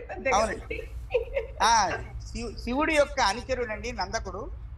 అంటే ఏమిటి, దేవతలు ఆయన దర్శించడానికి వచ్చినప్పుడు వాళ్ళ కాళ్ళు కడుగుతుండేవాట. అది వాడి డ్యూటీ. వాడి జుట్టు ఏదో ఉండేది బాగా, దేవతలు వచ్చిన వాళ్ళని వచ్చినట్టు వాడి చుట్టూ పీకుతూ ఉండేవాడు. పీకాడు, మొత్తం చుట్టూ ఊడిపోయింది వాడు. దాంతో వాడు బాధపడి ఎవడికి వేలు చూపిస్తే వాడు పోయేటట్టుగా చేస్తే వాడిని నారాయణుడు వచ్చి వేలు అప్సరస వేషంలో వాడి వేలు చూపించడం, వాడు బాధపడితే మళ్ళీ వాడి కోసం అని చెప్పి నారాయణుడు ఇక్కడ ఒక తలతో పుట్టాడు, వాడు 10 తలలతో 20 చేతులతో పుట్టాడు. మనకి జయ విజయులు మరి సనక సనందన సనత్కుమార సనత్సు జాతుల్ని అవమానం చేసినట్టుగా, అంటే అవమానం కాదు, వైకుంఠంలో నారాయణుడు ఏకాంతంలో ఉన్నాడు, మీరు లోపల ప్రవేశించకూడదని వాళ్ళని అడ్డుకున్నప్పుడు వాళ్ళు శపిస్తే వాళ్ళు 10 శాపాలు పెట్టారని, ఆ 10 సార్లు వాళ్ళు జన్మించాలంటే అప్పుడు దేవుడు వాళ్ళని మీరు 3 సార్లు పుట్టండి, నేను 10 సార్లు పుడతానని మార్చుకున్నాడని అక్కడ కథ అలా ఉంది. ఇది అలా లేకుండా శివుడి పరిచారకుడు నందకుడు ఈ రకంగా జరిగింది అని ఇక్కడ చెప్పడం జరిగింది. ఇంకెవరికైనా క్వశ్చన్స్ ఉన్నాయా? ఉంటే రాసుకో. ఇంకొక క్వశ్చన్ గురుగారు, అక్కడ అడగండి. లంకకి మనకి లంకిని కాపలా ఉంటుంది అనేది మనకి చెప్పారు, ఇక్కడ వేరే విధంగా అసలు అంటే లంకిని ఇక్కడ లంకిని యొక్క ప్రసక్తి లేదు. జిహ్వుడు శూర్పణఖ భర్త జిహ్వుడు అనేటువంటి రాక్షసుడు రావణుడు లంకలో లేకుండా అడవికి వెళ్ళినప్పుడు వాడిని కాపాడమని అడిగినట్టు వాడు కాపాడుతూ వాడికి ఒక నిద్ర మానేసేసి కాపాడాడు. తర్వాత వాడికి నిద్ర వచ్చింది 7 రాత్రులు అయిన తర్వాత. దాంతో వాడు మొత్తం ఇక నిద్ర వచ్చేస్తుంది, నాకు ఏమై భయం అని చెప్పి వాడు నాలుకతో లంకని కప్పేసినట్టు. చూడండి వాడి యొక్క ప్రతాపం ఎంత ఉందో. వాడి నాలుక ఏమిటో, ఆ మొత్తం దేశాన్ని కప్పేయటం ఏమిటో, దాంతో చీకటిగా ఉండడం ఏమిటో, లోపల ఎవరూ ప్రవేశించలేని స్థితి, రావణుడే ప్రవేశించలేక వాడి నాలుగు తెగ్గొట్టడం, అలా కథ ఒక ప్రత్యేకమైన రీతిలో ఉంది. అంటే మనకి హనుమంతుల వారు చంపినట్టుగా ఉంది మనకి ఆయన. అవునండి, అవును. ఇక్కడ లంకిణి లేదు, వీడు ఇక్కడ జిహ్వుడు అనేవాడు ఉన్నాడు. వాడు శూర్పణఖకి భర్తే, అంటే రావణుడికి చెల్లెలు భర్తే. వాడిని నియమిస్తే వాడిని మళ్ళీ రావణుడే సంహరించే పరిస్థితి ఏర్పడటం అలా జరిగిందని ఈ కథలో మార్పు అన్నాం. చాలా చాలా బాగుందండి. మీ టైం వెచ్చించి మాకు ఇచ్చినందుకు చాలా ధన్యవాదాలు. ఇంకా చాలా కథలు ఉన్నాయండి, ఇంకా పోను ఇంకా చాలా కథలు ఉన్నాయి. ఇవన్నీ కూడా నేను ఇంకొంచెం పరిశ్రమించి రేపు పూర్తిగా మీకు అందజేసే ప్రయత్నం చేస్తాను. నాకు ఈ టెక్నికల్ సమస్య కూడా ఇవాళ తీర్చుకుని నేను రేపటికి మీకు చకచక అన్ని విషయాలు కూడా అందించే ప్రయత్నం చేస్తాను. సంతోషం అండి. కంప్యూటర్ పనిచేయకపోయినా ఫోన్ లో పాపం వచ్చారు. అంటే మీకు వాయిస్ అంత క్లియర్ గా వినపడిందండి? మధ్య మధ్యలో కట్ అవుతూ వచ్చింది వెనక్కి జరిగినప్పుడు, ఫ్యాన్ వేసినప్పుడు. సరే, అయితే నేను రేపు ఆ సమస్య లేకుండా చూసుకుంటానండి. నాకు ఒక ప్రశ్న ఉందండి, అడగచ్చా? అడగండి. అంటే ఇప్పుడు రావణుడి పేరు దశాననుడు, అంటే మనకి రావణాసురుడు ఒకళ్ళే కదా. అట్లాగే చాలా పేర్లు అవి కామన్ గా ఉన్నా మన రామాయణానికి థాయి రామాయణానికి కొన్ని పాత్రలు కామన్ గానే ఉన్నాయండి. అవే పేర్లతో ఉన్నాయి. కొన్ని అదనంగా ఉన్నాయి. అదనంగా ఉన్నటువంటి పాత్రల పేర్లు ఆ రామాయణంలో ఎలా ఉన్నాయో అవే పేర్లతో మనం చెప్పుకుందాం. అవి ఇంకా రాలేదు. ప్రస్తుతానికి అనోమతన్ అనేది ఒక మనకి వైవస్వత మను అనే పేరు తెలుసు. ఇక్కడ అనోమతన్ అంటారు వాళ్ళు. ఆ పదాలే ఉంచేశారు, ఇక్కడ ఆ పదాలని మార్చలేదు. ఇది సంస్కృతంలో ఈ కథ అంతా కూడా రామకీర్తి మహాకావ్యంగా సత్యవ్రత శాస్త్రి గారు అనే వారు రాశారు. దానికి నేను తెలుగు అనువాదం చేశాను. అది తిరుపతిలో శ్రీ వెంకటేశ్వర వేద విశ్వవిద్యాలయం వాళ్ళు దాన్ని పబ్లిష్ చేశారు, ప్రచురించారు. అందువల్ల ఆ శ్రీ రామకీర్తి మహాకావ్యం అని దానికి పేరు. సంస్కృతంలో ఉంది, 25 సర్గల్లో ఉంది. దాన్ని ఆధారంగా చేసుకుని మనం ఈ కథలన్నీ చెప్పుకున్నాం. అంటే థాయిలాండ్లో ఉన్న రామకథ మొత్తానికి కూడా దాన్ని అందులో ఇమిడ్చి ఈ రామకీర్తి మహాకావ్యం రాశారు. ఈ సంస్కృత కావ్యానికే మొట్టమొదట మన ఇండియాలో సంస్కృతానికి జ్ఞానపీఠ అవార్డు వచ్చిన కావ్యం ఇది. అందువల్ల దీని ఒక ప్రత్యేకం అన్నమాట. మొత్తం ఇండియాలో ఇంతమంది సంస్కృత పండితులు ఇన్ని సంస్కృత గ్రంథాలు రాస్తే ఈ థాయిలాండ్ రామకథని ఎవరైతే రాశారో సత్యవ్రత శాస్త్రి గారు శ్రీ రామకీర్తి మహాకావ్యం పేరుతో, ఆ రామకీర్తి మహాకావ్య రచనకు గాను వారికి జ్ఞానపీఠ ఇచ్చారు. ఆయనే మొదటి జ్ఞానపీఠ అవార్డు సంస్కృతంలో. ఇప్పుడు మళ్ళీ రామభద్రాచార్య అని ఆయనకి ఇచ్చారు. ఆయన అయోధ్యకి సాక్ష్యం చెప్పాడు సుప్రీంకోర్టు. ఆయన బుద్ధిగా పుట్టుగుడ్డి ఆయన ఒక సన్యాసి మహానుభావుడు. ఆయన ఇప్పుడు 2వసారి జ్ఞానపీఠ అవార్డు ఈ సంవత్సరం ఇచ్చారు. సంవత్సరానికి ఇప్పటికి 2 జ్ఞానపీఠ అవార్డ్స్. అది ఒరిజినల్ గా ఏ లాంగ్వేజ్ లో ఉందండి? ఒరిజినల్ గా థాయ్ లాంగ్వేజ్ నుంచి ట్రాన్స్లేట్ చేశారా? ఒరిజినల్ గా థాయిలాండ్ లాంగ్వేజ్ లో ఒక రామాయణ రూపంగా లేదండి. అది అక్కడ నాట్య రూపంలో, శిల్ప రూపంలో, సంగీత రూపంలో, జానపద కళల రూపంలో రకరకాలుగా ఉంది. కొంత రాశారు కూడాను. ఇప్పటికీ కూడా కొంతమంది చెప్తారు అక్కడ ఆ రామకథని చెప్పేవాళ్ళు. వీటన్నింటినీ సేకరించారు ఈ సత్యవృత శాస్త్రి గారు. అక్కడ రాజగురువుగా అంటే అక్కడ ఉన్న రాజుగారి 9వ రాజుగారి కుమార్తె మహాచక్రి సిరింధోమని ఇప్పుడు కూడా ఉన్నారు ఆవిడ. ఇప్పుడు అంటే ఆ రాజుగారి సంతానంలో మొదటి ఆవిడ. ఆయన కొడుకు ఇప్పుడు 10వ రాజుగా ఉన్నారు. ఆమెకి సంస్కృతం నేర్చుకోవాలని కోరిక వెళ్తే భారతదేశం మనకుండే కల్చరల్ ట్రీటీ వల్ల ఈ సత్యవృత శాస్త్రి గారు థాయిలాండ్ పంపితే 2 సంవత్సరాలు అక్కడ ఉండి ఆవిడకి సంస్కృతం నేర్పారు ఆయన. ఆ నేర్పే సందర్భంలో ఆయన మొత్తం థాయిలాండ్ పర్యటించి ఈ రామకథ ఇక్కడ ఇలా ఉంది అని ఆశ్చర్యపోయి అదంతా సేకరించుకుని థాయి భాషలో ఉన్నదాన్ని ఆయన సంస్కృతీకరించుకుని ఆయన అక్కడ వాళ్ళ లోకల్గా ఉన్న వాళ్ళందరితో కూడా వాళ్ళ భాషలో లేదంటే ఇంగ్లీష్లో వాళ్ళతో మాట్లాడి మొత్తం మీద సేకరించుకుని దానికి ఒక రూపు ఇచ్చి ఈ రకంగా మనకు అందించారు. నా ప్రశ్న కంప్లీట్ చేయొచ్చా అండి? చేయండి అమ్మా. అంటే మన ఈ పాత్రలన్నిటికీ ఉన్న పేర్లు, రామ అంటే అందరికీ ఆనందాన్ని ఇచ్చేవాడు, రావణ అంటే అందరినీ ఏడిపించేవాడు, ఇట్లా రకరకాలుగా రావణ. రైట్. సో ఇలా వీళ్ళందరికీ ఈ పేర్లకి అర్థాలు ఉన్నాయి. వాటికి యాక్చువల్ గా హయ్యర్ ఫిలసాఫికల్ వాల్యూస్ కూడా ఉన్నాయి. అంటే హనుమంతుడు ఉన్నాడు అనుకోండి, మన లోపల ఉన్నవాడే వాయువు, ప్రాణం, రైట్? సో దశరథుడు అంటే మనకున్న 10 ఇంద్రియాలు, మన శరీరం అన్నమాట. సో ఇట్లా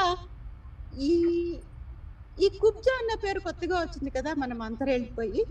సో అట్లా వీళ్ళందరికీ కూడా ఏదైనా ఫిలసాఫికల్ మీనింగ్ కానీ వాటి వల్ల ఇంకేదైనా is there something that we can learn? కొన్ని పేర్లకు ఉన్నాయండి. ఇప్పుడు ఎప్పుడైతే నాలుక పరిచాడు కాబట్టి వాడికి జిహ్వుడు అనే పేరు వచ్చింది. అలాగే నందకుడు అన్నాం ఇందాక. నందకుడే రావణుడు కాబట్టి. నందకుడు అంటే ఏమిటి? ఆనందపరిచేవాడు అని అర్థం. దేవతలందరికీ కాళ్ళు కడిగి వాళ్ళని ఎంతో సాదరంగా ఆహ్వానిస్తూ ఆనందపరిచేటువంటి దశలో ఉన్నాడు వాడు కూడా. కొన్ని పేర్లకి సంస్కృతీకరించిన పేర్ల వరకు మనం చెప్పగలం. థాయి పేర్లే ఉన్నాయి, కొన్ని రాబోతున్నాయి రేపు. అనుమతం ఇలాంటివి వైవస్వతం అనువేమో అనిపిస్తోంది నాకు. కొన్ని థాయిలాండ్ అంటే థాయి భాషలో వాటికి అర్థాలు ఉండుంటాయి. వాటి కాకపోతే భారతదేశం ఫిలాసఫీలో చాలా ఎంతో ఉన్నతమైన స్థానంలోకి వెళ్ళింది కాబట్టి మనం ఆ రకమైన ఆలోచనతో పేర్లు పెట్టుంటారు మన వాళ్ళు కూడా పెట్టుండొచ్చు. కానీ ఆ భాష మనకి తెలియదు కాబట్టి ఆ భాషలో ఏమిటి అర్థం అనే విషయం వాళ్ళు చెప్పగలగాలి. కానీ ఇప్పటి వరకు వచ్చిన పాత్రలన్నీ కూడా మన పాత్రలే దాదాపుగా ఉన్నాయి. ఇంకా రాబోయే పాత్ర అంటే పరశురాముడిని రామాసురుడుగా చూపించారు ఇక్కడ. ఎందుకంటే కొంచెం ఆసురీ ప్రవృత్తి కూడా ఆయనలో ఉంది కాబట్టి, కోపం అంతా ఉంది, పగ తీర్చుకోవాలనే భావం ఉంది కాబట్టి రాముడు కాకుండా ఆయన రామాసురుడిని చేశారు. ఇలా కొన్ని సమంజసంగా ఉన్నాయి. రాబోయే పేర్లు మాత్రం అలా ఉండవు, థాయి పేర్లే ఉంటాయి. వాటి అర్థం ఏమిటనేది థాయి భాషలో ఎలా ఉందో మనకు తెలియదు. Thank you. అయ్యో మీరు కనబట్టల్లా బాలా ఇది చూడవా?